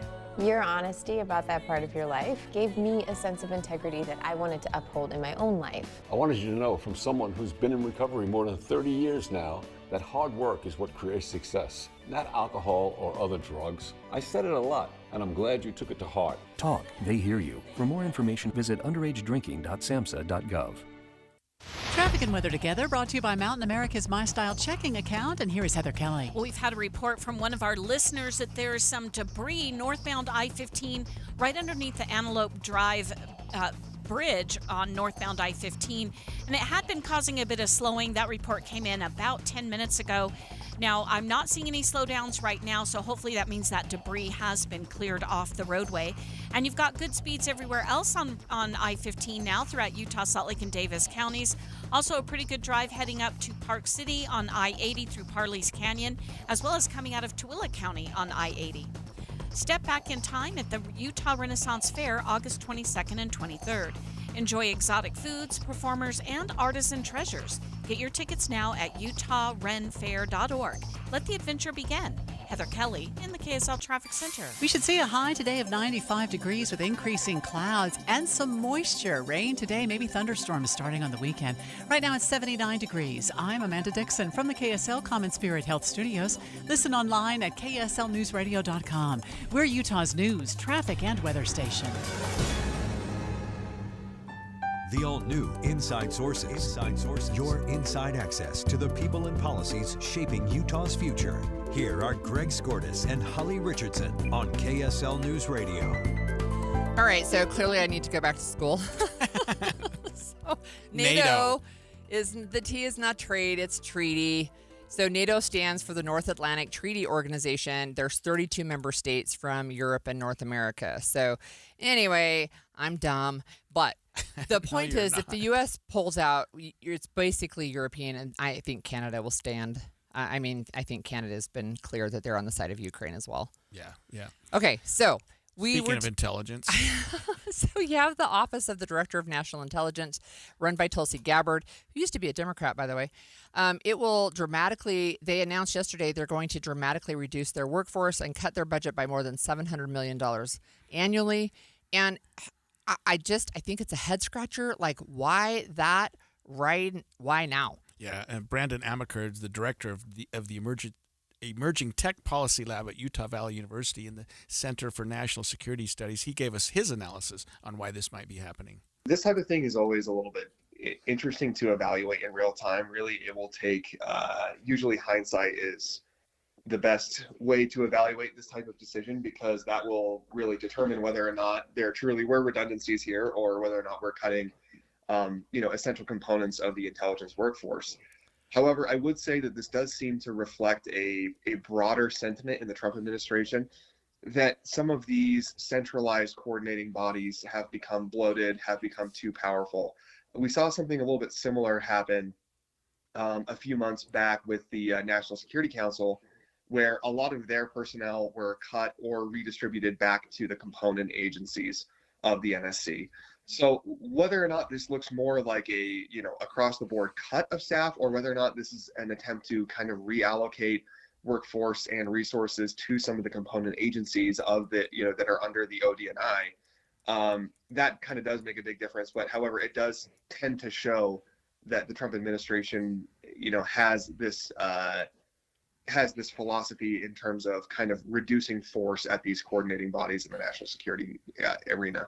Yeah, Amaker also did some explaining on what the Director of National Intelligence and that office actually does. The Office of Director of National Intelligence was formulated after 9/11 in an effort to kind of get all the different components of the U.S. intelligence community, so the FBI, the CIA, Department of Homeland Security, kind of talking to each other and sharing intelligence. So the purpose of this office is really to kind of be the central body that takes in all the different intel, all the different projects that all these different agencies are working on, and they compile them into a really clean product. For example, they are the office which puts together the president's daily brief, and kind of make sure that everybody's talking to each other, everybody is communicating. Now, kind of the central debate on this topic is whether or not, hey, has this grown beyond its initial scope of being a coordination body, and has it actually become something that is driving policy downward to its component agencies? And so the debate is, on one side of it would be, hey, no, like this force we've built out is mission critical, and if we do reduce the force here, then we might miss some things. And the other side of that coin is, hey, maybe we have built some redundancies here, or we have kind of outgrown the initial statutory intent for the creation of this office. And as opposed to being a coordinator or an amalgamator of intelligence, now it is actually a policy driving body. And so in essence, we are trying to reduce force there in order to both eliminate redundancies and give power back to the component agencies. It is an interesting discussion, Yeah. right? And I actually appreciate his approach to saying, look, this is we don't know for sure if there are redundancies, right? But that's one of the things that they're saying is that this is part of a realignment of workforce. And it really, to me, it sounds like it's part of the DOGE cuts, even though Elon Musk isn't there anymore. But they're cutting workforce by almost 50%. Yeah, and $700 million annually. I mean, that's a drop in the bucket. Yeah, but that's still a lot. Yeah. And 40% workforce reduction, like you say, it's really making a huge difference in that office at a time when I don't know that we really want to start cutting back on something like national intelligence. Right. So the Associated Press is reporting that the Foreign Malign Influence Center is being targeted, and in fact, they say it's basically going to be stripped of any workers there. But we asked him to explain what it is and if there's really concern about this being downsized or reallocated. I think that's the new word. So typically when we're talking about foreign malign influence, I believe really the focus on that is election security. So we are talking about foreign entities, particularly foreign intelligence agencies or different types of malicious actors trying to spread disinformation or create a sense of chaos or distrust in American election institutions. So, we know actively that there are groups out of Iran, China, Russia, who have all been actively pursuing this in an attempt to, really just kind of undermine people's faith in U.S. electoral processes and systems. So in terms of kind of reducing force there, once again, it's difficult to evaluate in real time and without being on the inside to really see, okay, doesn't a redundancy exist here? Or is this really just a deprioritization of this particular problem? And again, that's one of the things that, I mean, it strikes me that he says it's hard to evaluate in real time. So really what we're going to have to do is look back on hindsight and see if we needed to have these intelligence officers. One of the things that's interesting to me about that AP article that we were just talking about, Brookings Institute, I have always considered them to be relatively conservative, right? But it's not the Brookings Institute. It's a man named Brookings, but he said, look, this department was actually created to reduce redundancy. So to say that it was redundant seems not accurate. So there are people who are pushing back, but it sounds like it's a done deal. Yeah, the overall takeaway is any reorganization here can come with a risk. Whenever you have a reorganization, you definitely have a chance that will pop up that somebody's going to miss something, right? At all these different intelligence agencies, you've got people who are hyper focused on specific topics. Now, whether or not, so if you get rid of somebody who's hyper focused on that topic, well, you never know when something like that's going to be needed. Chemical plants in Kazakhstan are super irrelevant until somebody starts building a chemical bomb there. Then all of a sudden they're the most relevant thing in the world, for example. From kind of the outside looking in, the only way that we'll be able to really evaluate this is in hindsight through Freedom of Information Act or congressional oversight. And Trump hasn't necessarily been a fan of the intelligence community, and just in light of the way that he felt that he was treated after the election and their involvement in that. And so it's no surprise that these various organizations and entities are being cut back. Yeah, and look, I have to be fair. Bureaucracy grows, and it just does, right? And so you just heard him say that you don't care about Kazakhstan until somebody's building a chemical weapon. Well, I've actually been to Kazakhstan a couple of times, right? But it's what becomes top of mind. And so I wonder, though, if one of the issues is, there's a saying, you always fight the last war. You always run for election based on the last election, right? I wonder if it's that, if there's not enough forward thinking, or if they're saying, look, we're the Department of Redundancy department, and so we're going to make sure that we realign our workforce. Right. And all this, of course, falls on the heels of Attorney General Pam Bondi disbanding an FBI task force focused on investigating foreign influence operations. So, it's more of the same. And revoking security clearances, that just happened as well from Tulsi Gabbard. Right, yep. Interesting. We'll follow that. After this break, the Israeli military has begun the first stages of a planned takeover of Gaza City, despite international condemnation and mounting domestic protests. That's coming up next. Streaming live at KSLNewsRadio.com and on the app for KSL News Radio, sponsored by @YourServicePros. Have you seen those billboards that have a giant turtle on them that say, "Win a new air conditioner"? What's up, everybody? I'm Mike Wilson with Any Hour Services, and you're probably wondering, what's that all about? Well, the turtle is a character in our new TV commercials that'll be airing this summer. I know it's kind of silly, but we're always trying to figure out how to grab attention and stand out in a crowded market. We thought a big turtle would do the trick. Another thing we're doing is every week this summer, Any Hour is giving away an air conditioner to one lucky customer. We're calling it the Coolest Summer Sweepstakes. Here's how it works. This summer, if you get an estimate to replace your air conditioner or purchase a new air conditioner from Any Hour Services, you'll automatically be entered into our weekly drawing. If your name is drawn, Any Hour will pay for your air conditioner, up to $8,750. We just want to meet more homeowners that are in the market for a new air conditioner and have the chance to earn their business. We're confident that once you have an Any Hour technician in your home, you'll see why we have over 28,000 Google reviews. No purchase is necessary. See official rules at anyhour.com. I am not a rich woman, but I feel like a rich woman every time I go in my closet. The best, hands down, present I've ever received was my husband secretly redid my closet with Closets by Design. So now when I go in there aren't all these shoes just junked on the floor. They're neatly sitting on their shelves. And my necklaces are hanging on their individual hooks, and earrings are in their little squares in this soft drawer that pulls out. It's just gorgeous. In fact, he saw how much I loved it. He had Closets by Design redo the garage. So now all the stuff, the tools, the toys, the junk is all in cabinets.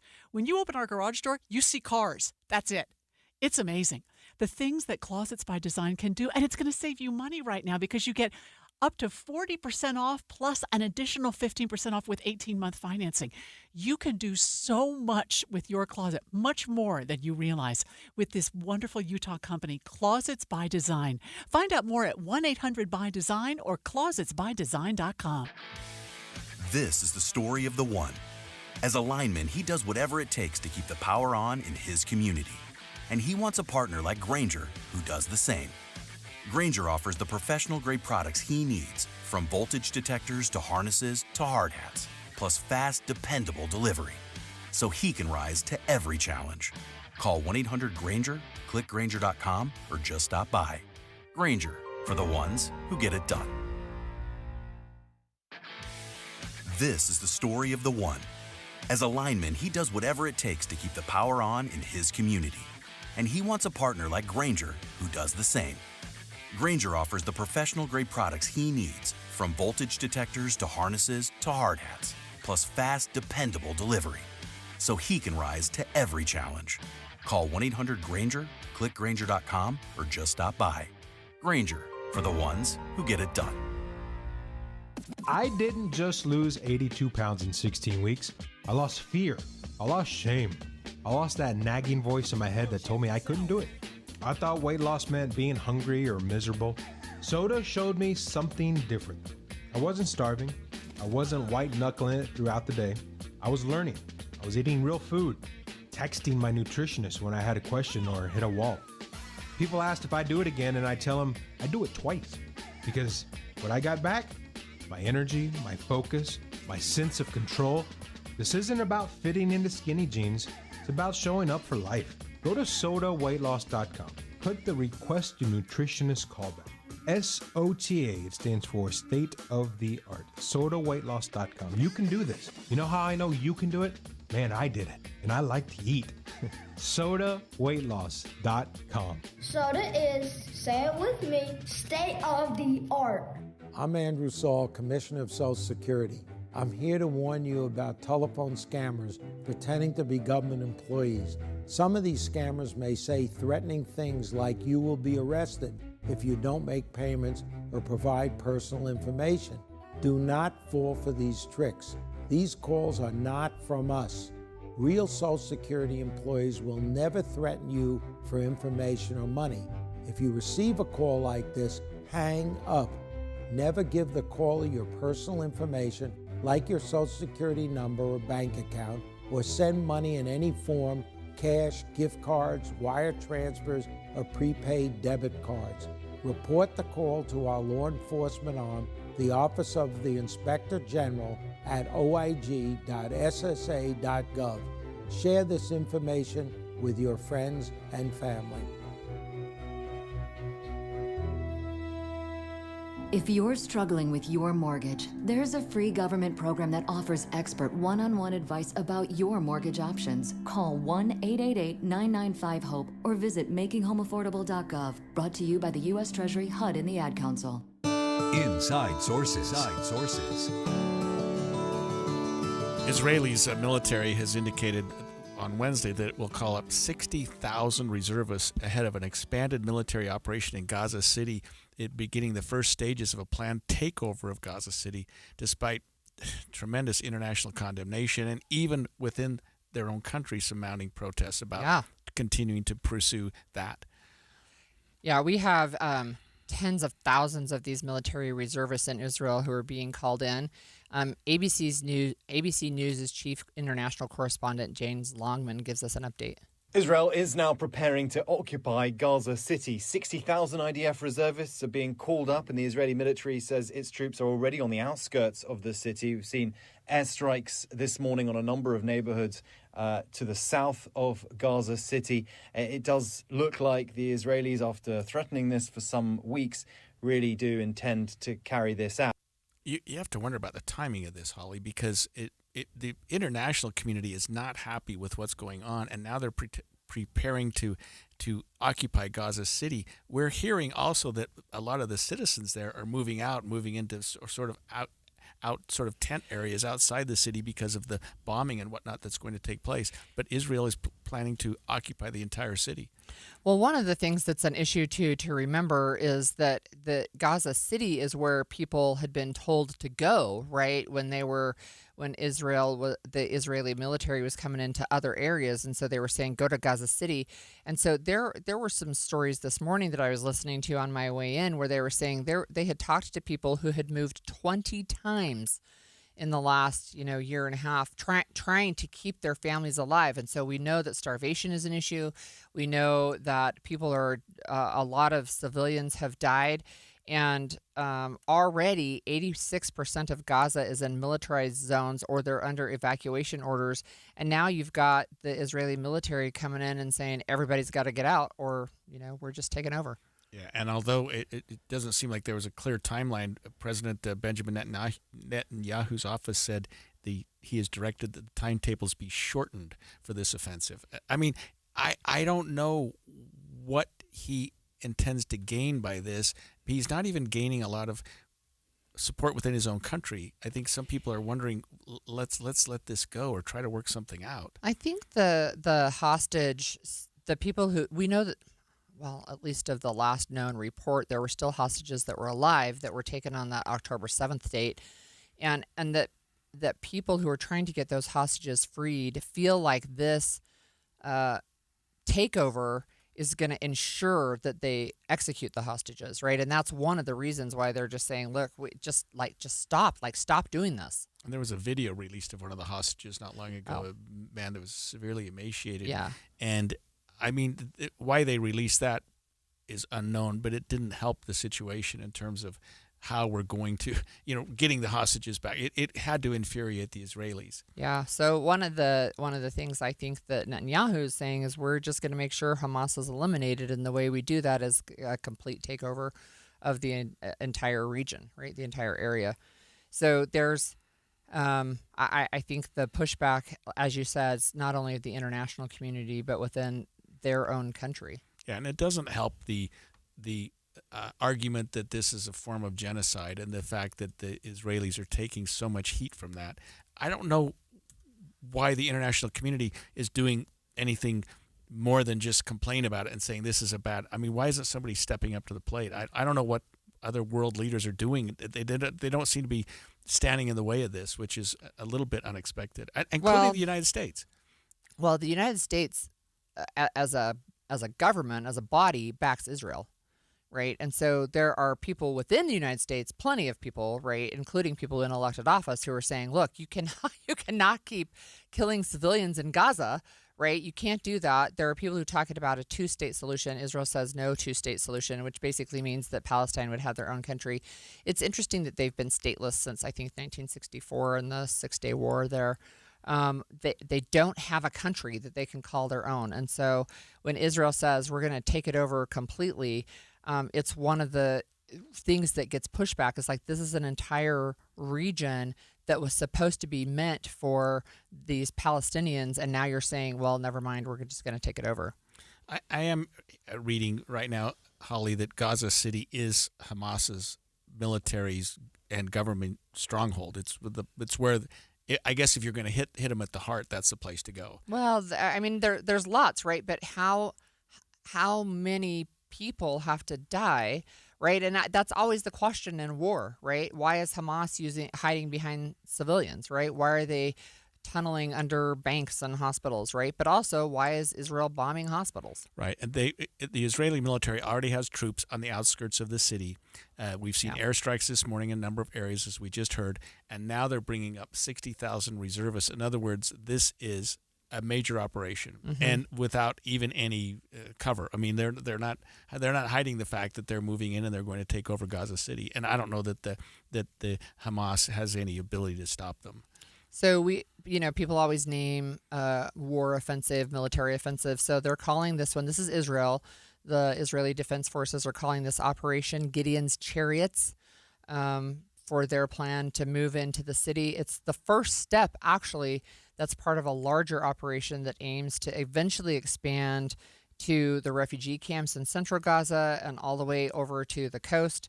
The takeover plans include areas where you mentioned Hamas might be holding hostages in tunnels. I think that the people in Israel who are concerned that the hostages will be executed, I think that is a well-founded fear.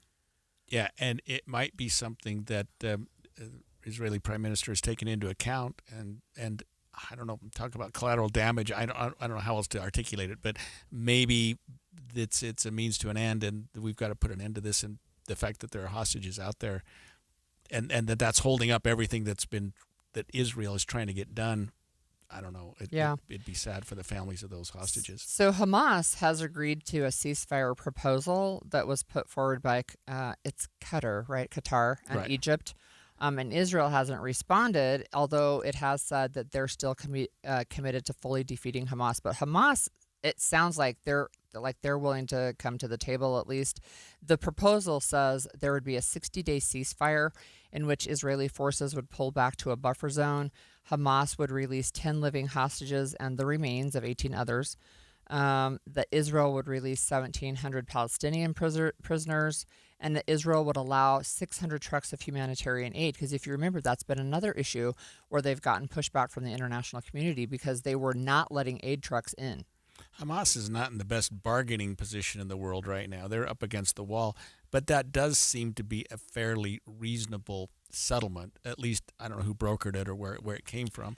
Egypt and Qatar. Yeah, Egypt and Qatar. Right, you said that. But, I mean, that seems to be, I don't know, palatable from the international community's point of view, and even from some of the Israeli population. Yeah, I think the last number I saw is there were 40 remaining hostages alive, at least that they felt like there were that many left alive. During the temporary ceasefire, it would be a 60-day ceasefire, but then they would negotiate a longer-term lasting truce that would include the release of remaining hostages and the withdrawal of Israeli forces. But I think Netanyahu has been clear he doesn't want to withdraw. He wants to take over. Well, he's afraid that if he withdraws, that Hamas will dig in, that they'll regain support, that right now they're on their heels, and they're continuing to get pummeled, and they're continuing to lose. And why not keep the heat on while the fire's on? And why not just keep that going? So I think he's afraid that all it will do is allow Hamas to regroup, and then you've really got a problem. Yeah, it's an interesting approach, right? So if you remember Afghanistan, there's always there can be a power vacuum. So what happens if you if you radicalize people by starving so many people or bombing so many civilians, what happens is even if Hamas is completely decimated, some new group will rise up to fill that void. Yeah, they're not going. That's to forget, what happens, right? They're not going to forget when they've seen their family members. There will be somebody come fill the power vacuum, which is one of the reasons I think Netanyahu wants to be the power there, because he knows if Hamas is gone, it will leave a power vacuum. Yeah, so why not just occupy the city? Well, I think that's awful. I think that's his plan. Too bad. All right, Utah has once again found itself in the center of a debate over the death penalty, and we'll get into more around the legal, moral, and political debate surrounding capital punishment in Utah with Utah House Speaker Mike Schultz. Next, stay with us on KSL News Radio.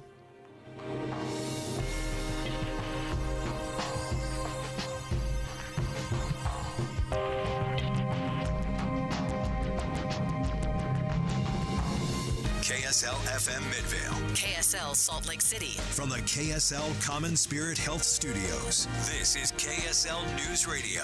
Utah's news, traffic, and weather station. 11 o'clock at KSL News Radio. I'm Claire Scott. KSL's top story this hour. University of Utah research shows huge wildfires are more likely to spread in forests managed by private companies. KSL News Radio's Brianna Willis reports. In these privately managed lands, what's often happening is timber companies are cutting large swaths of trees, then replanting them in tightly packed grids. There can also be a large amount of underbrush on the ground. This makes it easy for a fire to rip from tree to tree, creating a mega fire, like the 2021 Dixie Fire in California. The study also says publicly managed lands can have their own problems since opinions on how to care for the forest vary and programs are often underfunded. Our top national story this hour from ABC News. Hurricane Erin is not expected to make landfall in the U.S., but coastal areas are feeling the storm's impact. The Manhattan skyline, shrouded in fog, is still visible from the beach here in Seabright, New Jersey. One thing that is not visible, rip currents, and they can be deadly. Very visible, the dangerous surf, waves more than 10 feet high, churned up by Hurricane Erin. All of that has led officials to close beaches to swimming here along the Jersey shore. And people are abiding by the rules and regulations, but plenty are coming down to these beaches just to see this surf. Brian Clark, ABC News, Seabright, New Jersey. Your money at this moment. The Dow is down 203 points. The S&P is down 31 points. And coming up, incoming showers. KSL weather's next. KSL News Time, 11:01. Mornings are for recharging. And they're for starting your day right. We volunteer to join you in the car. Get news and weather at 102.7 FM during the most important part of your day. Andy and Amanda, each morning between 5 and 9 on KSL News Radio.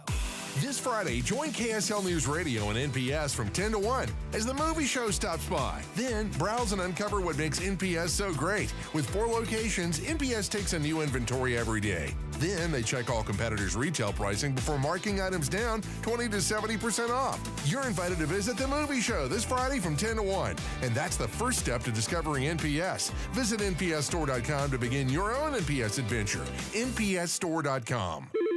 You hear that? That's the sound of your business losing money. Legacy phone systems weren't built for today's teams. OpenPhone gives your business a smarter way to stay connected. OpenPhone lets you manage calls, texts, voicemail, and contacts all in one place so that you and your team can deliver a seamless customer experience from ring to...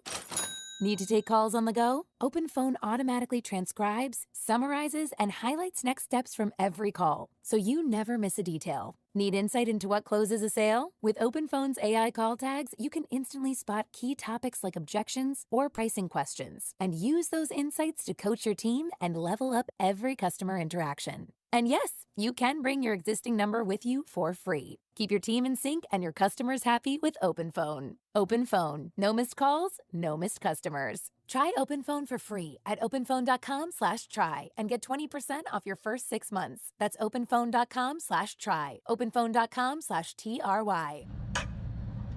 An emergency can happen any second. Here's a few seconds to think about where you'd go. When you need medical care fast, the closest emergency room is a smart thing to know. Common Spirit Health ERs are your direct path between feeling scared or uncomfortable and feeling better. Find emergency care in your neighborhood at mountain.commonspirit.org. Come on, the meeting's already started. Sometimes it's important. Last call, boarding gate number 9. Sometimes it's urgent. Trip through alarm. Sometimes it's vital. Hospital treatment within 1 hour of a stroke can prevent lifelong disability. If you notice someone experiencing sudden weakness on one side or having a problem speaking, walking, or seeing, call 911 fast. Stroke. Know the signs. Act in time. A message from the National Institute of Neurological Disorders and Stroke. Traffic and weather together, brought to you by Mountain America's MyStyle checking account. Here's Heather Kelly. We've got a gravel spill in West Jordan. This is on 90th South heading westbound between 1300 West and Redwood Road. We've got 2 left lanes of 90th South blocked as you head west toward Redwood.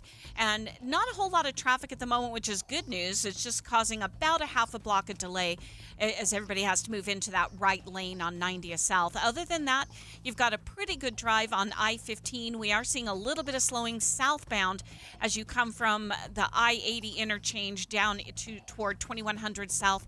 There may be an accident in that area, but we can't see it on cameras right now. The Good Feet store, supporting you with comfort no matter what the day brings. Find the location nearest you at goodfeet.com. Heather Kelly in the KSL Traffic Center.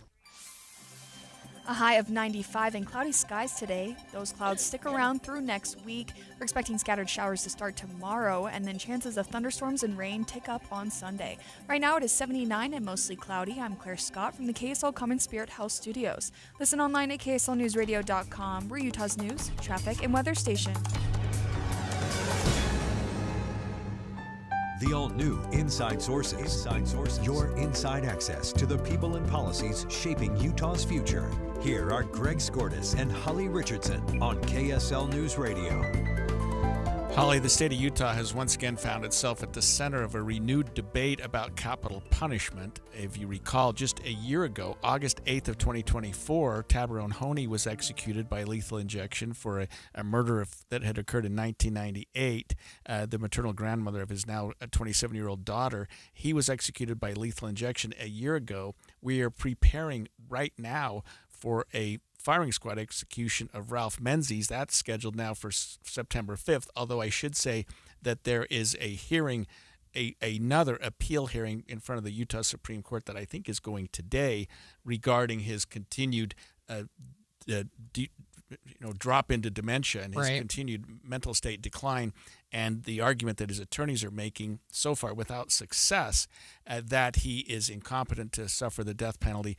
And then just yesterday, we get a death penalty case, and we prosecutors file death penalty cases several times a year, but the one that really has hit home with a lot of people is this Tremonton shooter, the alleged shooter that allegedly killed 2 police officers there.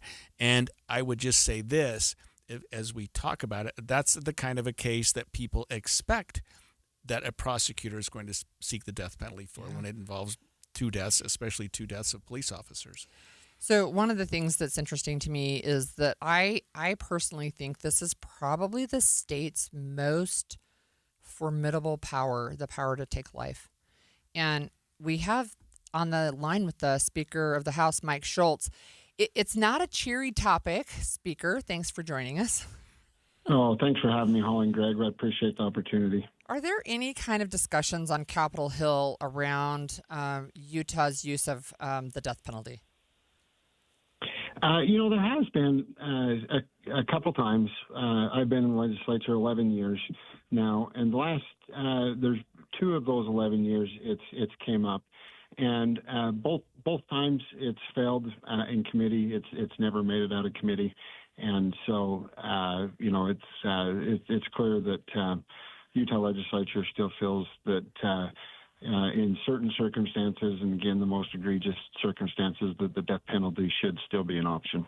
And it seems that the legislature did it, I think, Mike, a huge favor to the law enforcement and to the criminal justice community several years ago, and it may have preceded you if you said you've been there for 11 years, when they enacted the life in prison without the possibility of parole for those that felt that since parole was always an option, that the death penalty was the only other option. That seemed to be a good thing, and I think a lot of prosecutors have taken that into account. But then you get a case like we have in Tremonton, where you have to just take a step back and go, man, if there's ever a death penalty, it seems that's the type of conduct that fits the bill.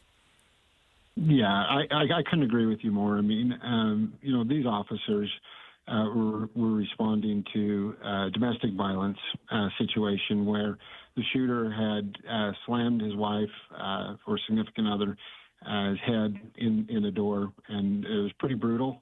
And these officers are rushing there and trying to find out who was making the calls. I mean, they were going out of their way because they were not sure where the calls were coming from, and trying to help whoever was in need at the time they didn't know. And then for the shooter and the domestic violence, the guy that committed the domestic violence against his wife, to turn the gun on those officers who were just there trying to protect the public. It's a terrible, sad situation, and certainly the death penalty fits this situation. You know, Mr. Speaker, one of the things that I have seen from people who oppose this is the uncertainty and the length of time that it can take, right? That we just saw this nationally with Kohberger up in Idaho, that right now we're talking about an execution on September 5th of somebody who has been on death row for nearly 40 years and is still appealing, versus somebody like Kohberger, who's going to go to prison for the rest of his life, his rest of his natural life, with no possibility of parole, no possibility of appeal.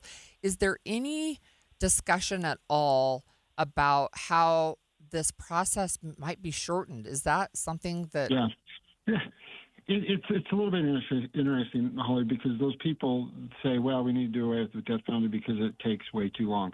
Well, I agree. And I think most of us inside the legislature agree that it takes way too long. But then the second we say, okay, let's find a way to shorten it, they say, oh, we can't do that. We can't shorten it. And so they use that as an argument to try to say that we shouldn't have the death penalty. And so they're not serious about trying to shorten it. We'd love to find ways to try and shorten it. But, you know, we also have to make sure the due process is followed. And so if there's ways that we can come together and find a way to shorten it, we would all love it. You know, it really is, you know, life. If you know you're on death row, you're there for life anyways. So you know the difference probably becomes the cost. You know, it is a cost, but you know, for so many other circumstances, in little Izzy in Cache County, that the death penalty was used in the plea bargain to get her killer to show the family where the body was that he mutilated and buried. Before killing it. I believe Izzy was 5 years old. They spent 5 days trying to find that body and couldn't find it.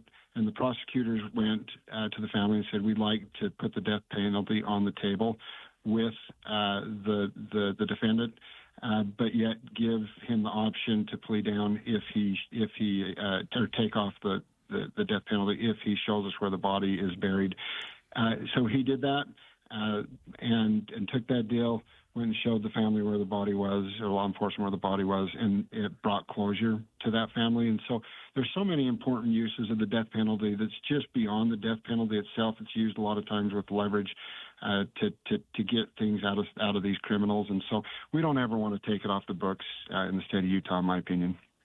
You know, thanks for speaking with us on that difficult topic. Look, this week is really interim week. It used to be interim day. Now it feels like it's 4 or 5 days every month. But I wonder if there's anything that really stood out to you in yesterday's interim session. What's something that you were really following as the speaker? Well, you know, interim is interesting because, you know, we have the shortest 45 days session out of any other state in the nation. Where they have to do their budget and policy all in the same year. And so interims are really important. And it gives us the opportunity to talk about issues so that we're not trying to just cram it all in during the 45-day session.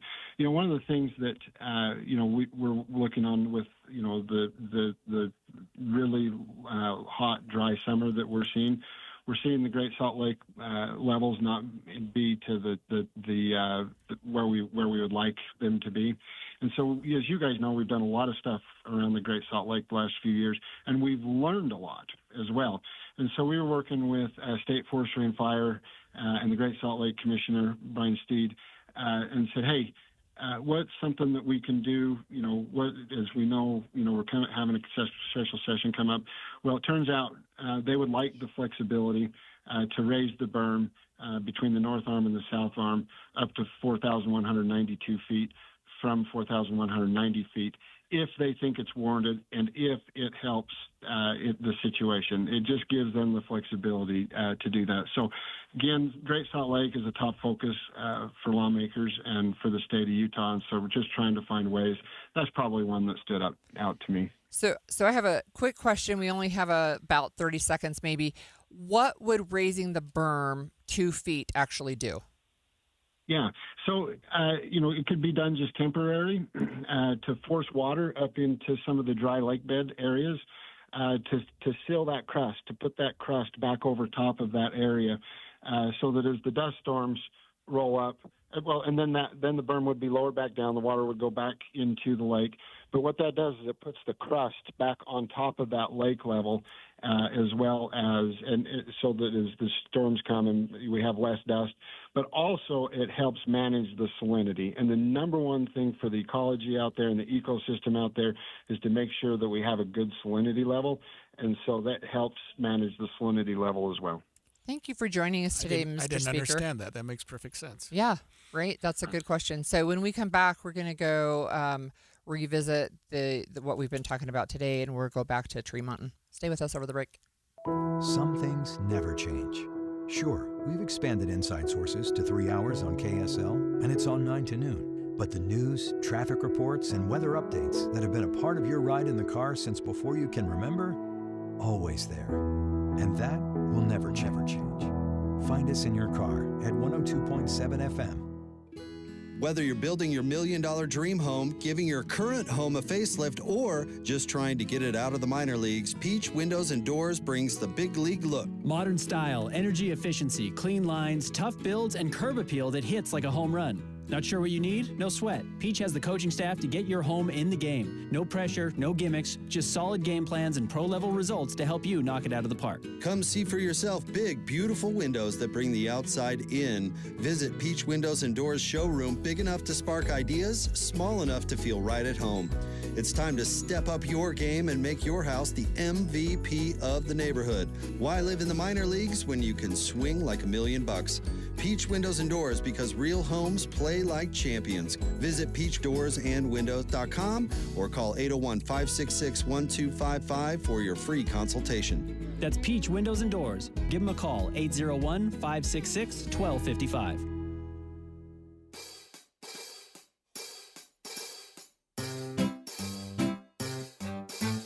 1-877 Cars for Kids.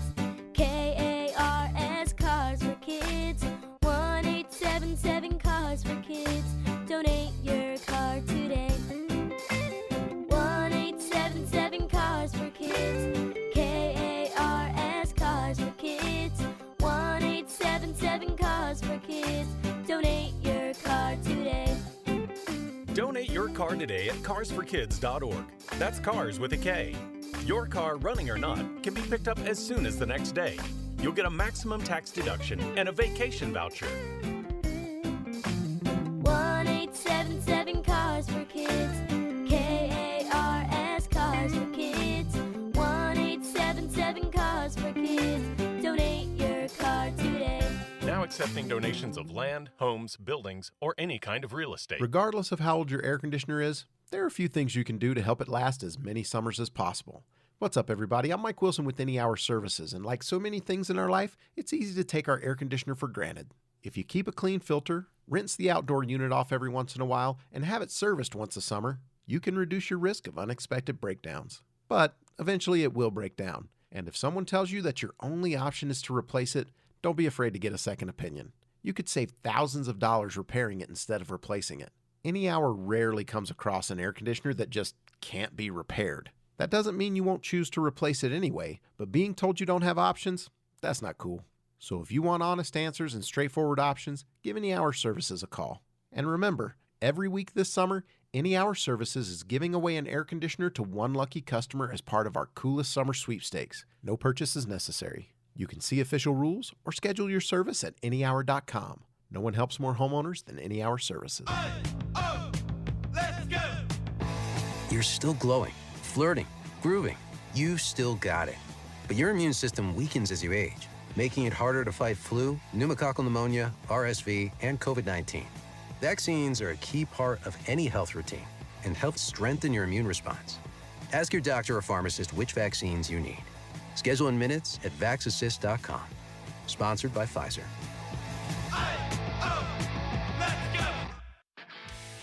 This is the story of the one. As a lineman, he does whatever it takes to keep the power on in his community. And he wants a partner like Grainger who does the same. Grainger offers the professional-grade products he needs, from voltage detectors to harnesses to hard hats, plus fast, dependable delivery, so he can rise to every challenge.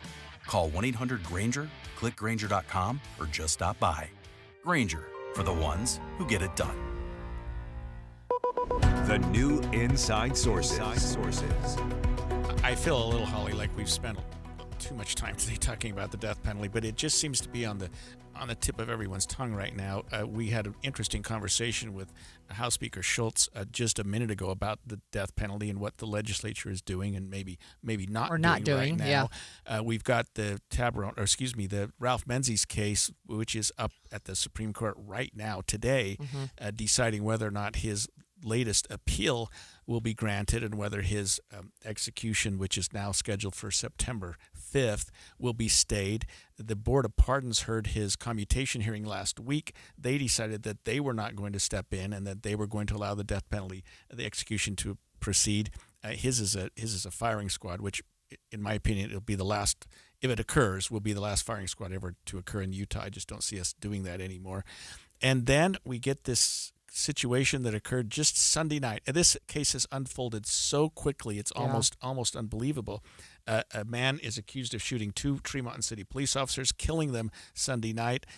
They were responding on a domestic violence call. It sounds like some of the finest law enforcement in the state is up there. Eric Estrada, one of the officers, Sergeant Lee Sorensen, another of the Tremont and Garland police officers, a deputy, Box Elder County Sheriff Mike Allred was seriously injured. He's been released from the hospital. So was his canine, and that's a new death penalty case. And anytime we have a murder that involves a police officer, and I'm thinking back to the Michael Jane case, the man who allegedly killed the Santaquin police officer. Right. That's been over a year. Prosecutors take those cases. They take homicide cases seriously. I was a prosecutor. There's nothing you take more seriously. But when you're trying to decide if you want to take a homicide to the next level and make a murder into an aggravated murder, there are so many things you need to take into account. But one of the things that seems to be an overriding factor in deciding whether to take the death penalty and put it on the table is when a police officer is killed. Right. So you told me, I learned this from you, that this is really rapid, that when they filed charges last night, they also indicated that they wanted to pursue the death penalty in this case. Right. And the law requires that the state make that election within 60 days of the arraignment. Okay, I have to stop you. Sure. And reveal my ignorance. What is an arraignment? How is that different than a trial? Okay, an arraignment, it's a simple thing. It's where you say guilty or not guilty. It's where you enter your plea. So usually you think that's a very quick hearing. It's something you do right at the beginning. But in Utah, and in cases that have what we call a preliminary hearing, you have to, the trial court has to decide if there's even enough evidence to go to trial. So if it's a misdemeanor, you don't get a preliminary hearing. You just go to arraignment first. Okay. Guilty or not guilty. In a felony case or a Class A misdemeanor, you have a right to a preliminary hearing before a judge will decide if there's even enough evidence to go to trial. If the judge says, yes, there's enough evidence, we call that bind over. The judge decided there's enough case to bind the case over for trial, and then the first hearing after that will be the arraignment, where you actually say not guilty or guilty. Okay. So I know that's sort of technical, but that's what an arraignment is in Utah. So what's the timing for something like that? Well, so in this case, there's going to be a preliminary hearing, and that hasn't been scheduled. I mean, we don't even have. This is brand new. Yeah, I mean, he was just charged yesterday. In fact, I'm looking at the docket. There's not even a first appearance hearing set yet. That hearing will occur quickly. They'll appoint him an attorney. They'll set his release conditions. Of course, he's not going to be released, and they'll read him the charges that he's facing. Then they'll schedule some intermediate hearings to decide if there's going to be a preliminary hearing. If there is a preliminary hearing, the defense is going to want as much information as possible. So that could be 3 to 6 months down the road. Okay, so typically then what you're saying is 3 to 6 months before you have the arraignment, and then within 60 days after that is usually when prosecutors say whether or not they're going to pursue the death penalty. So it is quite unusual to have it this fast. Right. The prosecutor said right out of the chute, we're seeking the death penalty. Yeah. I'm not going to wait till arraignment, not going to wait until the rules say I have to disclose I'm seeking the death penalty, which, I mean, there's no surprise there. It's a surprise that he announced it so quickly, but it's not a surprise that he's going to seek the death penalty. Yeah. 2 of his police officers were killed in the line of duty Sunday night. Yeah. So what did we learn? What you, especially as the legal expert here, what did you learn from the charging documents that maybe wasn't publicly available before last night? Well, I was really surprised at the extent that the police officers were involved before they were shot.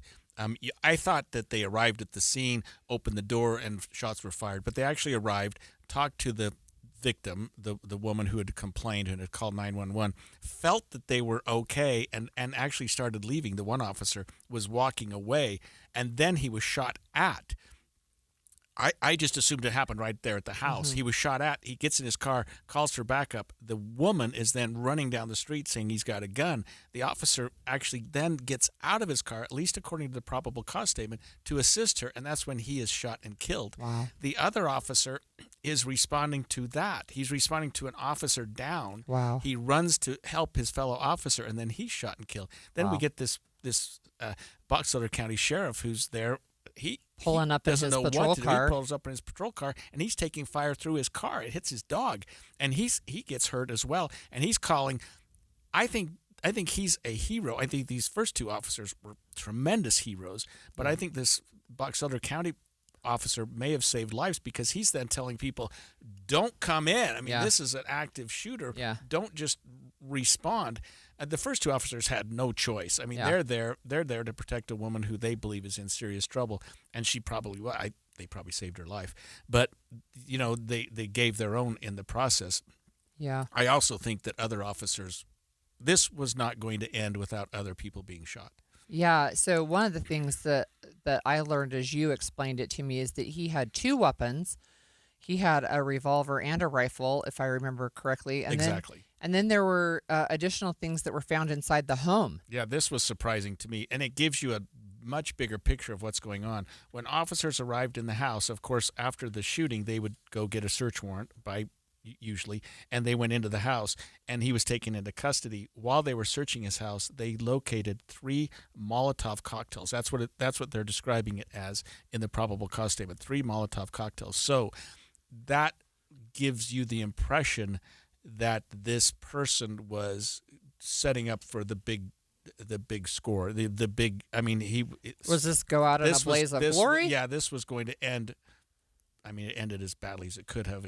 Unless you consider other officers were at risk. But the Molotov cocktails. So what happens is, I assume police officers come in, they try to take him into custody, and he blows up the whole house. Who knows what would have happened with those? Well, it sounds like too that his wife was really under serious threat. That she had made several calls, but he was threatening to kill her, if I understand correctly. Right. And I think that you told me earlier that her family has issued some sort of a statement, and it doesn't surprise me. I'm sure that a lot of people are reaching out to them or to her and wondering what her take is on this, and hopefully not blaming her or shaming her in any way. Well, one of the things that you mentioned is that they've reopened this domestic violence case, and that it probably is because she's willing to testify now. But look, they reached out, so it's her family issued a statement. This is from KUTV News. We don't have that statement yet at KSL, but our friends at KUTV said the statement reads like this: to the families of Sergeant Sorensen and Eric and Officer Estrada, as members of the family of the mother and children whom Sergeant Sorensen and Officer Estrada gave their lives to protect, we are writing to express our deepest and most heartfelt condolences. We are in unexplainable grief over the loss of these 2 extraordinary heroes. Their bravery, compassion, and selflessness in the face of danger are beyond words, and we will never forget what they did for our loved ones. We extend our deepest love and unwavering support to your families during this time of unimaginable sorrow. Please know that your loss is felt deeply by all of us. We are eternally grateful for their sacrifice and will carry their memory in our hearts forever. I mean, that family has got to be suffering so much as well.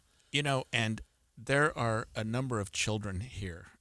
If you think about it, Three. You've got plus the kid. Officers' children as well. Who have left families and who have left children. Yeah, that's right. That's right. I mean, it doesn't get any worse. And then you've got the 3 children who were seemingly from the probable cause statement in the house. Yeah. I mean, what is that going to do to them? Yeah. I mean, and their situation isn't nearly as bad as these other police officers' children who, I mean, they lost their father. And these kids will lose their father for the rest of their life as well, and they watch their dad almost kill their mom. But look, it's just such a tragic situation. You know, we have a number of unsolved murders in Utah, and each one holds its own story. Shattered lives, mysteries that linger long after the headlines fade. Now there's a new podcast focused on Utah's cold cases. We'll talk with KSL TV reporter and podcast host Andrew Adams when we come back. Stay with us on KSL News Radio. Remember, you can stream us on the KSL News Radio app, sponsored by At Your Service Pros. It's 11:30 at KSL News Radio. I'm Verl Johansson. KSL's top local story this hour. UDOT is scrapping plans to widen I-15 in a portion of Salt Lake City, but they will expand the road in other places. KSL News Radio's Brianna Willis reports. UDOT's Mike Romero is over the project and told the Salt Lake Tribune they will not be adding an extra lane to this section of I-15 from 600 north to 400 south in Salt Lake. However, the rest of the project will go forward as planned, adding an extra general lane, an HOV lane, and extra merging lanes. UDOT is also looking at adding an extra lane for each direction on Legacy Parkway. Many people have concerns with the project on noise and air pollution and are upset about the number of homes that will need to be demolished for the road. Our top national story this hour from ABC News. A New York appeals court has ruled that the nearly $500 million judgment against President Trump's business was unconstitutional and has been thrown out.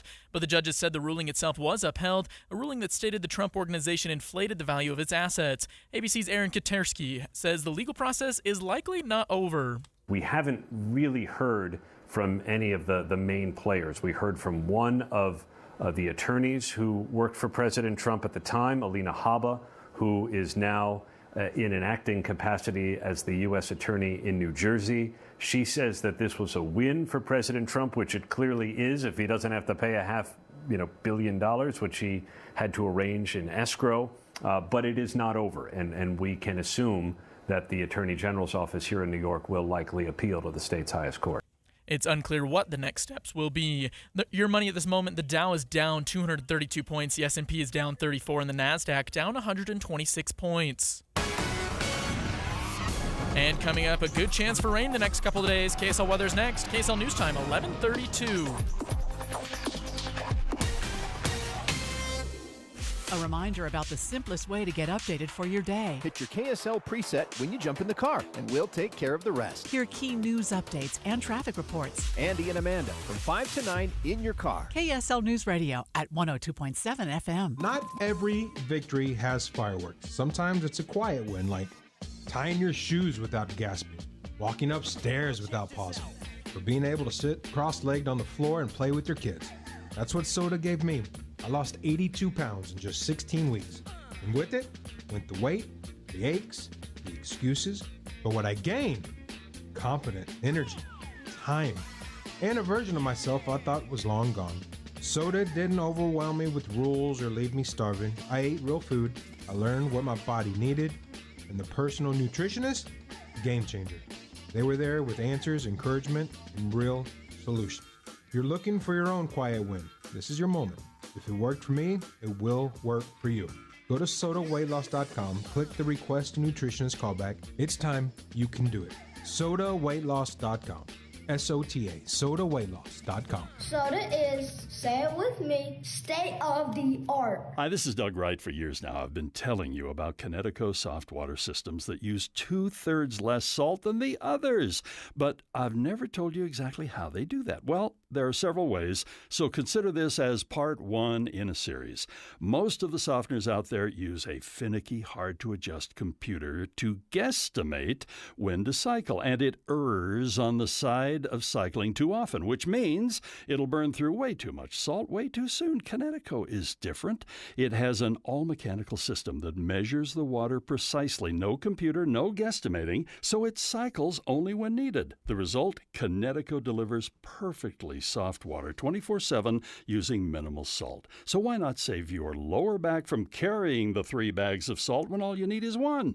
Call Northern Utah's authorized Connecticut dealer, Connecticut Quality Water Systems of Salt Lake. Call them now, 801-576-8600, or log on to softwaterutah.com and tell them Doug sent you. At Fisher Investments, we may seem like other money managers, but we're different. What makes you so different than the rest of us? We ensure clients receive unparalleled service at every step of the relationship. Tell me more. Our investment counselors focus on service over sales, prioritizing clients' needs. How do you make money? We don't sell any commission-based products. We have a simple management fee based on the value of our clients' portfolio. So we do better when our clients do better. What about client portfolios? We get to know each client, their finances, family, health, lifestyle, and more, and then we tailor a portfolio based on their specific goals and needs. Your clients really come first then, huh? Yes, we make them a top priority.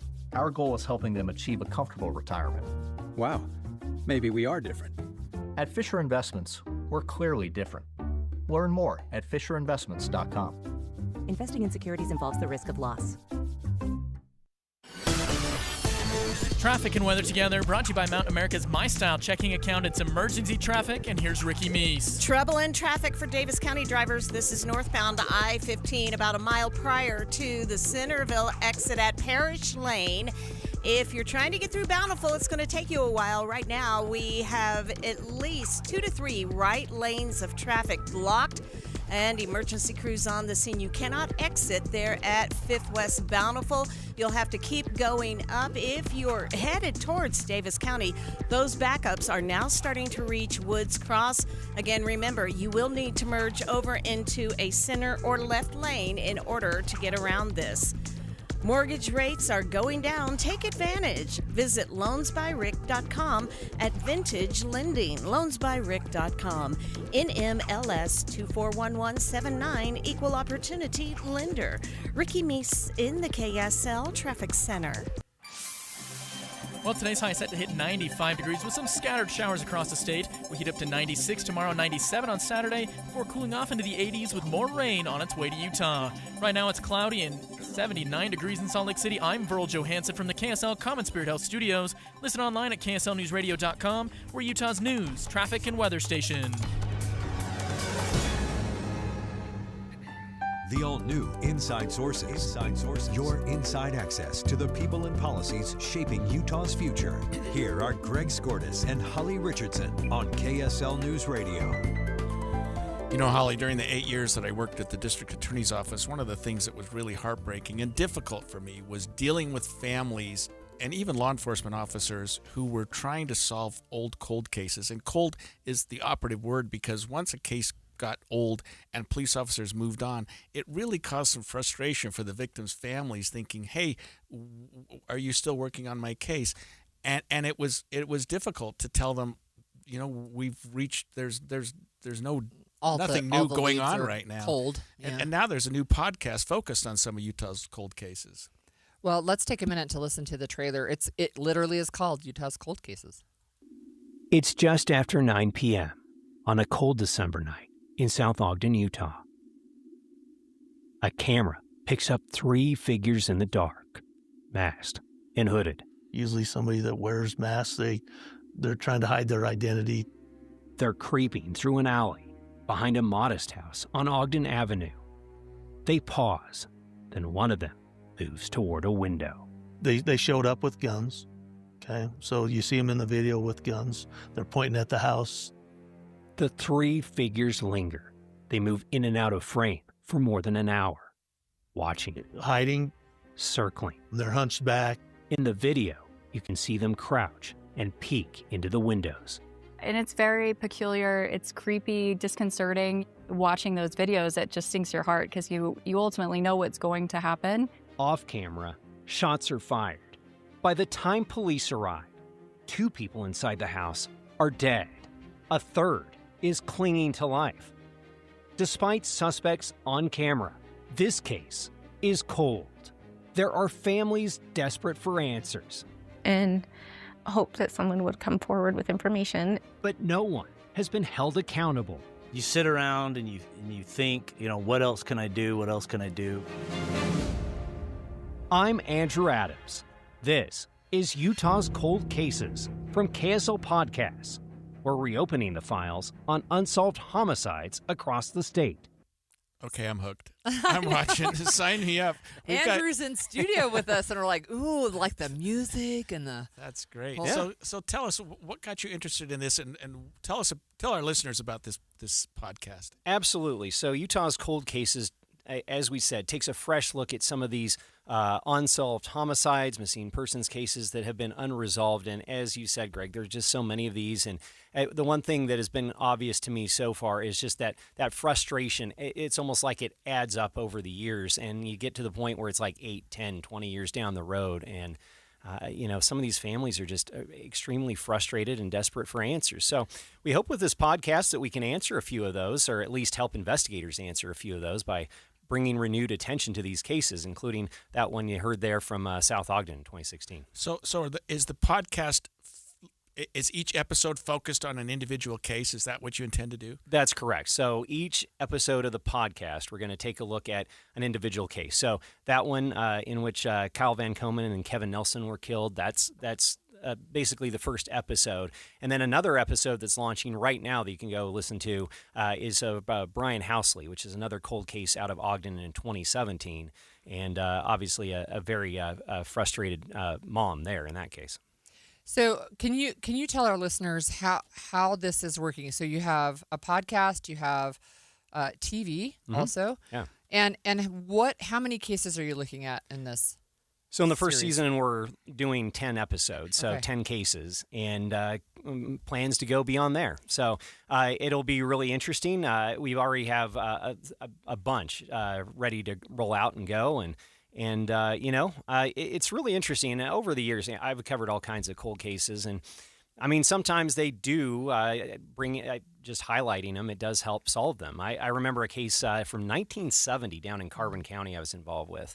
Loretta Jones, and that investigation had been cold for nearly 46 years, but attention to the story actually got the killer talking and ended up in a conviction. I've got to imagine, for the reasons you just stated and what I said at the outset, that law enforcement must be very supportive of this, because the way that you revive a cold case, Andrew, is doing exactly what you're talking about and bringing it back out to the public light, letting people know. Maybe somebody has some information or heard something or is like, hey, wait a minute, I know about that case. I mean, law enforcement, I would assume, is pretty supportive of this. Absolutely. And of course, they know, and they'll talk about that relationships change, life circumstances change. And so there may have been a motivation to not talk back in the day, but that might have changed in 8 or 10 years. Maybe the reason to stay quiet, it isn't so much anymore. And maybe people's...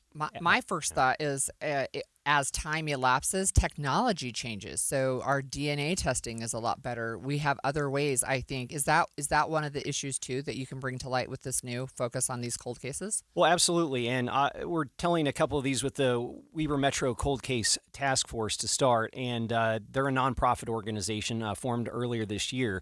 But they say this DNA testing is very expensive, something like the MVAC, which is like a wet vacuum that's able to extract DNA from evidence. And so those types of technologies very expensive, and so they're actually soliciting donations to try to add in some high-tech means of trying to solve these cases, but also very simple from an investigative standpoint. Just getting people talking, that can make a huge difference in these types of cases. I imagine, Andrew, that there are dozens and dozens of these. So I'm wondering, how did you pick the ones that you're running with right now? And I suppose this could be a series that could go for years based on what you're telling me, but how did you pick the ones that we're going to be listening to?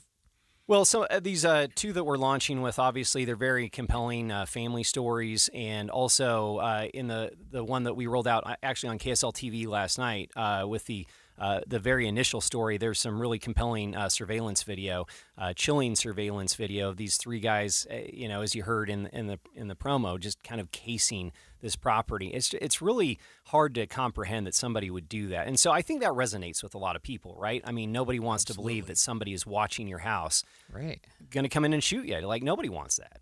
Yeah, it's so interesting. So where can our listeners find your program? Absolutely. KSLTV.com, KSL Plus app, KSL Podcasts, wherever you find your podcasts. We're rolling this out in a bunch of different ways and hope everybody will listen and watch, and just hoping to find some answers along with investigators. I guess I naively think of podcasts as radio. Are there also? Is this on television also? Yeah. So we're doing TV stories with each one of these, as well as podcasts, and the podcasts are going to be a much deeper dive than we can go into on television. Right. Right. Yeah. And your first season right now is starting with 10 stories, but you have plans to go longer. Yes, absolutely. Keep this going. And hopefully be an exciting and hopefully fruitful new series here on KSL. Yeah. Good for you. Thanks for doing that. Thanks for joining us today. So, look, we're going to switch gears one final time. Again. It's only a little lighter. It's really about diapers, but the part that's not as light is that there's a shortage of diapers. They can take up a huge chunk of a family's budget. But the good news is there's an organization in Utah that's collecting diapers for families in need, and we're going to learn more about that after the break. Stop for a moment and think about this. Do you know how much money in your 401k or IRA is actually yours? Or will the government take a bigger chunk than you thought?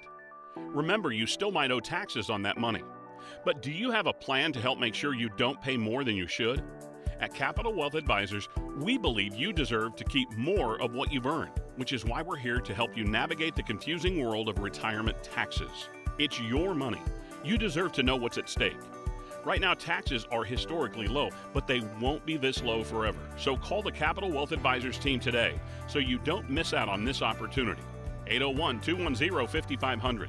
That's 801-210-5500. You work hard for your money, and we'll work just as hard to help you keep it. Capital Wealth Advisors, 801-210-5500. Advisory services offered through Capital Wealth Advisors, LLC, a state of Utah registered investment advisor. Firm may not give tax advice. Emergency traffic on KSL News Radio, brought to you by Mountain America's My Style checking account. This is in Davis County, where we've had an accident on the northbound side of I-15 right as you're leaving Bountiful and on the way to Centerville. It's about a mile prior to Parish Lane. You'll see right lanes blocked to traffic, including the exit ramp. So plan ahead and merge over to the center and left in order to get around it. But right now you have slow and go delays back to Woods Cross. Wasatch Front businesses and property managers. GoPave Utah provides all asphalt repairs for your parking. For patching and paving along the Wasatch Front, contact GoPave Utah. GoPave Utah. GoPaveUtah.com. Ricky Meese in the KSL Traffic Center. KSL offers the best daily newsletter in the state. It's the 3 things you need to know. Every weekday, we deliver quality and relevant content to your inbox. No ads, no spam, just the 3 things you need to know to be informed about the world around you. Subscribe today. Visit KSLNewsRadio.com or text the word INBOX to 57500. That's INBOX to 57500. Did you hear? A recent stash of $10 gold Liberty coins from the 1800s has been found. These gorgeous gold coins are as bright and shiny as the day they were struck in the late 1800s. And less than 200 of these gold coins are available. Coin experts are calling this gold find an incredible opportunity. Call 1-800-917-4635 and you are guaranteed a $10 gold Liberty coin minted by the U.S. Mint in the 1800s. But with extremely limited availability, you must call now. These gold Liberty coins from the 1800s are still in uncirculated condition. That is history you can hold in your hand. To learn more, call 1-800-917-4635. Call now and you'll receive a free American Coin Collector's Bonus Package, a $40 value, free with every order. Call 1-800-917-4635 now to secure your $10 gold Liberty coins dated from the 1800s before they sell out. That's 1-800-917-4635. This is Derek Miller speaking on business. The Don McKenna Group is one of America's top luxury real estate teams. In Park City, their partnership with the Schlope family blends local expertise with national reach to connect buyers and sellers in Utah's premier mountain communities. Associate broker Eric Schlope joins us with more. Over 30 years ago, I moved to Park City to train for the Olympics. And like so many others, I never left. The lifestyle, the community, and the mountains are simply unmatched. Today, I help clients find their own piece of this incredible place, whether it's a ski-in, ski-out condo, a family home, or a private mountain retreat. I've lived the Park City lifestyle for decades and understand every facet of the market. Through the Don McKenna Group, Schlope Family, and Coldwell Banker's globally acclaimed brands, we combine local expertise with national and international reach. With direct access to key feeder markets through our top producing colleagues across the country, we connect Park City properties with buyers actively seeking the mountain lifestyle. We're not just selling homes, we're sharing a way of life we truly love. If you're buying or selling in Park City or the Heber Valley, I'd be honored to guide you through it. The DMG Schlope family is shaping Utah's luxury real estate market by connecting people to the places and communities they love most. Explore their work and listings at dmgschlopefamily.com. I'm Derek Miller with the Salt Lake Chamber, speaking on business. Any Hour Services can make sure your AC keeps you cool this summer. Whether you need a tune-up, repair, or just a second opinion about replacing it, call Any Hour Services or visit anyhourservices.com. Inside Sources.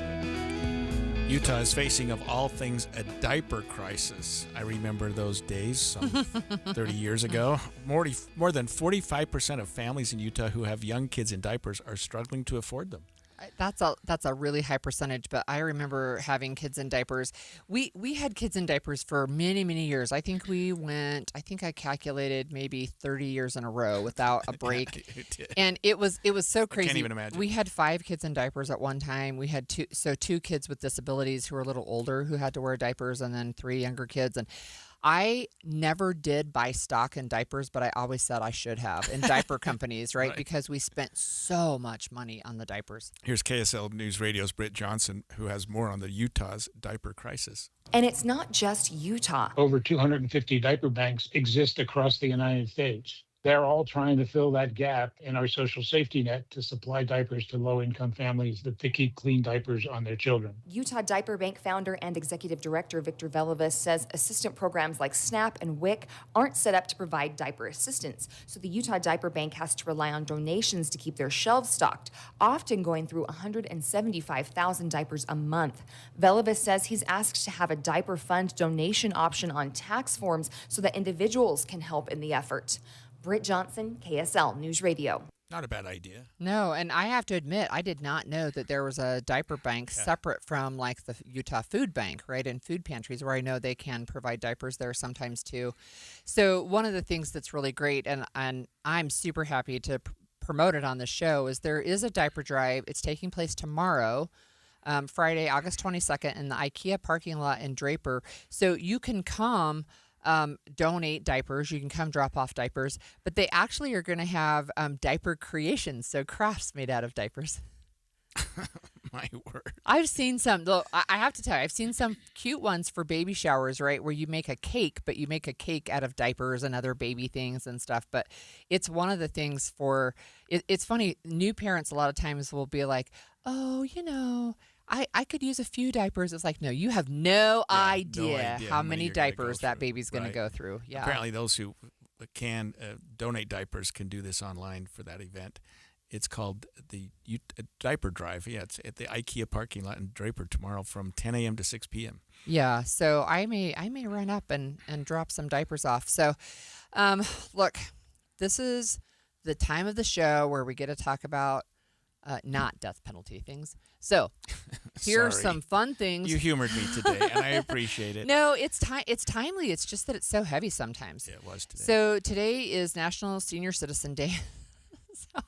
So I'm 60. You're a little bit older than that. I remember I started to get stuff in the mail when I was about 50 saying, hey, join AARP. I'm like, I'm not that old. Stop it. Yeah. Well, I'm on Social Security, and I know how it goes. But I appreciate you not mentioning diapers and senior citizens in the same sentence.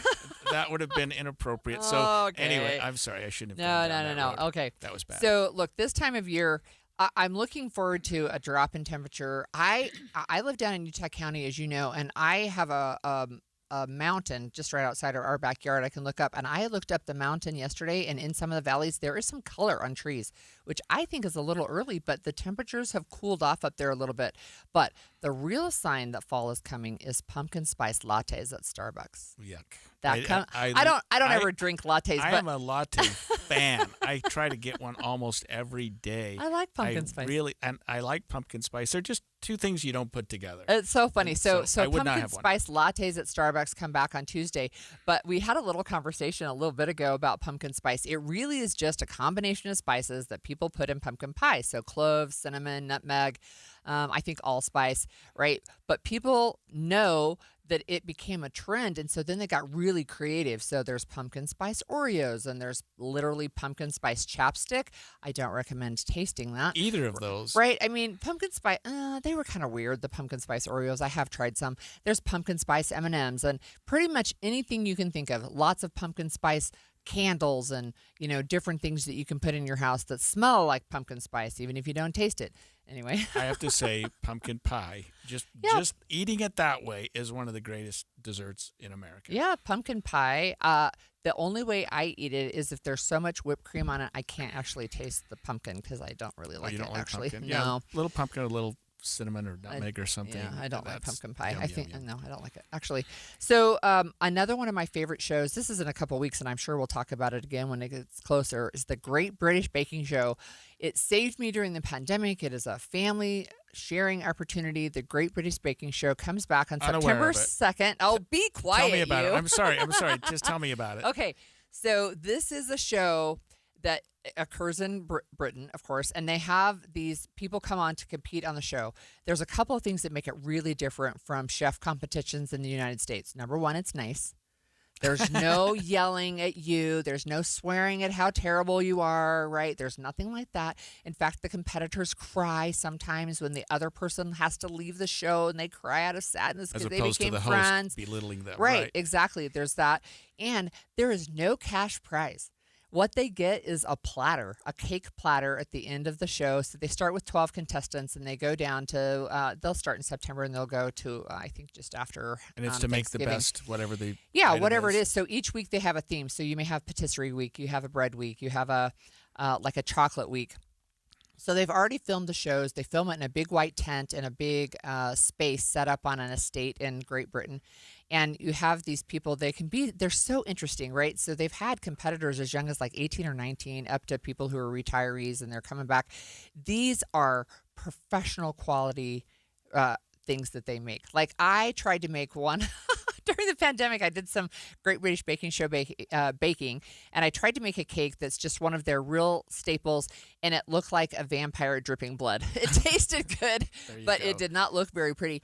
But they are not professional. They're amateur bakers, right? And so they're not employed that way. And so it's really fun to watch. It's every week, and it's funny, and there's humor, and that they make these amazing concoctions. And then somebody at the end wins a plate.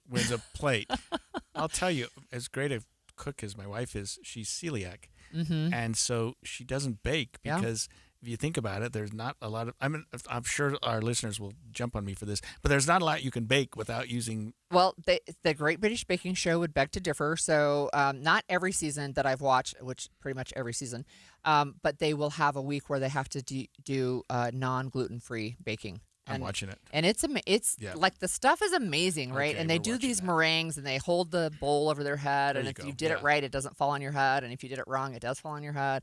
And they talk about soggy bottoms. And the soggy bottom refers to like your pastry that's soggy on the bottom. Right. Anyway, it's just funny. Don't want that. And it's really fun. September 2nd. Okay. And that is in Britain. So probably in the U.S. it's September 4th because we have a 2-day delay. They get it first.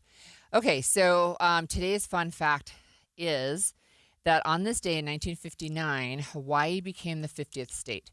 Now, there's a history there, right? So just a few days ago, we talked about how it was annexed to the United States. So it was like 60 years later before it actually became a state. But Hawaii was a monarchy, if you remember. So Queen Liliuokalani is the one who was deposed. And we had white plantation owners who took over the government. And it was interesting that when it was annexed in 1898 to the United States, part of the conversation at the time was the Spanish-American War had shown that I wish that Hawaii had strategic value as a base for battles in the Pacific. And so this was, way before World War II, right? But it is a crown jewel in the Pacific. That's interesting. That's since I was born. Hawaii became a state. I had no idea that it was that recent. Yeah. To me, that's recent. The last state that we've added, right? So that was the last time our flag changed. And there's discussions every once in a while. Puerto Rico wants to become the 51st state. Washington, D.C. has said multiple times, make us a state. Right. So I don't know if we'll ever add any more, but that was the last state to be added to our country. Interesting. Yeah. So that if you get to go vacation in Hawaii, right, it can be controversial. Did you say you've never been there? No. That was not it was me. Andrew Adams. Yep. Or somebody. We had a guest, somebody that said they hadn't been to Hawaii. It was Andy this morning. Oh, Andy right. Farnsworth. Yes. I've been multiple times. I love it. It's my happy place. My parents met in Hawaii, actually. And my dad was born there. We love it, too. And you're going to love Midday with Maria Shaleo. She's up next with more of today's shows and the latest developments on the case against a man accused of killing 2 Tremonton police officers. Stay with us on KSL News Radio. KSL Salt Lake City. From the KSL Common Spirit Health Studios, this is KSL News.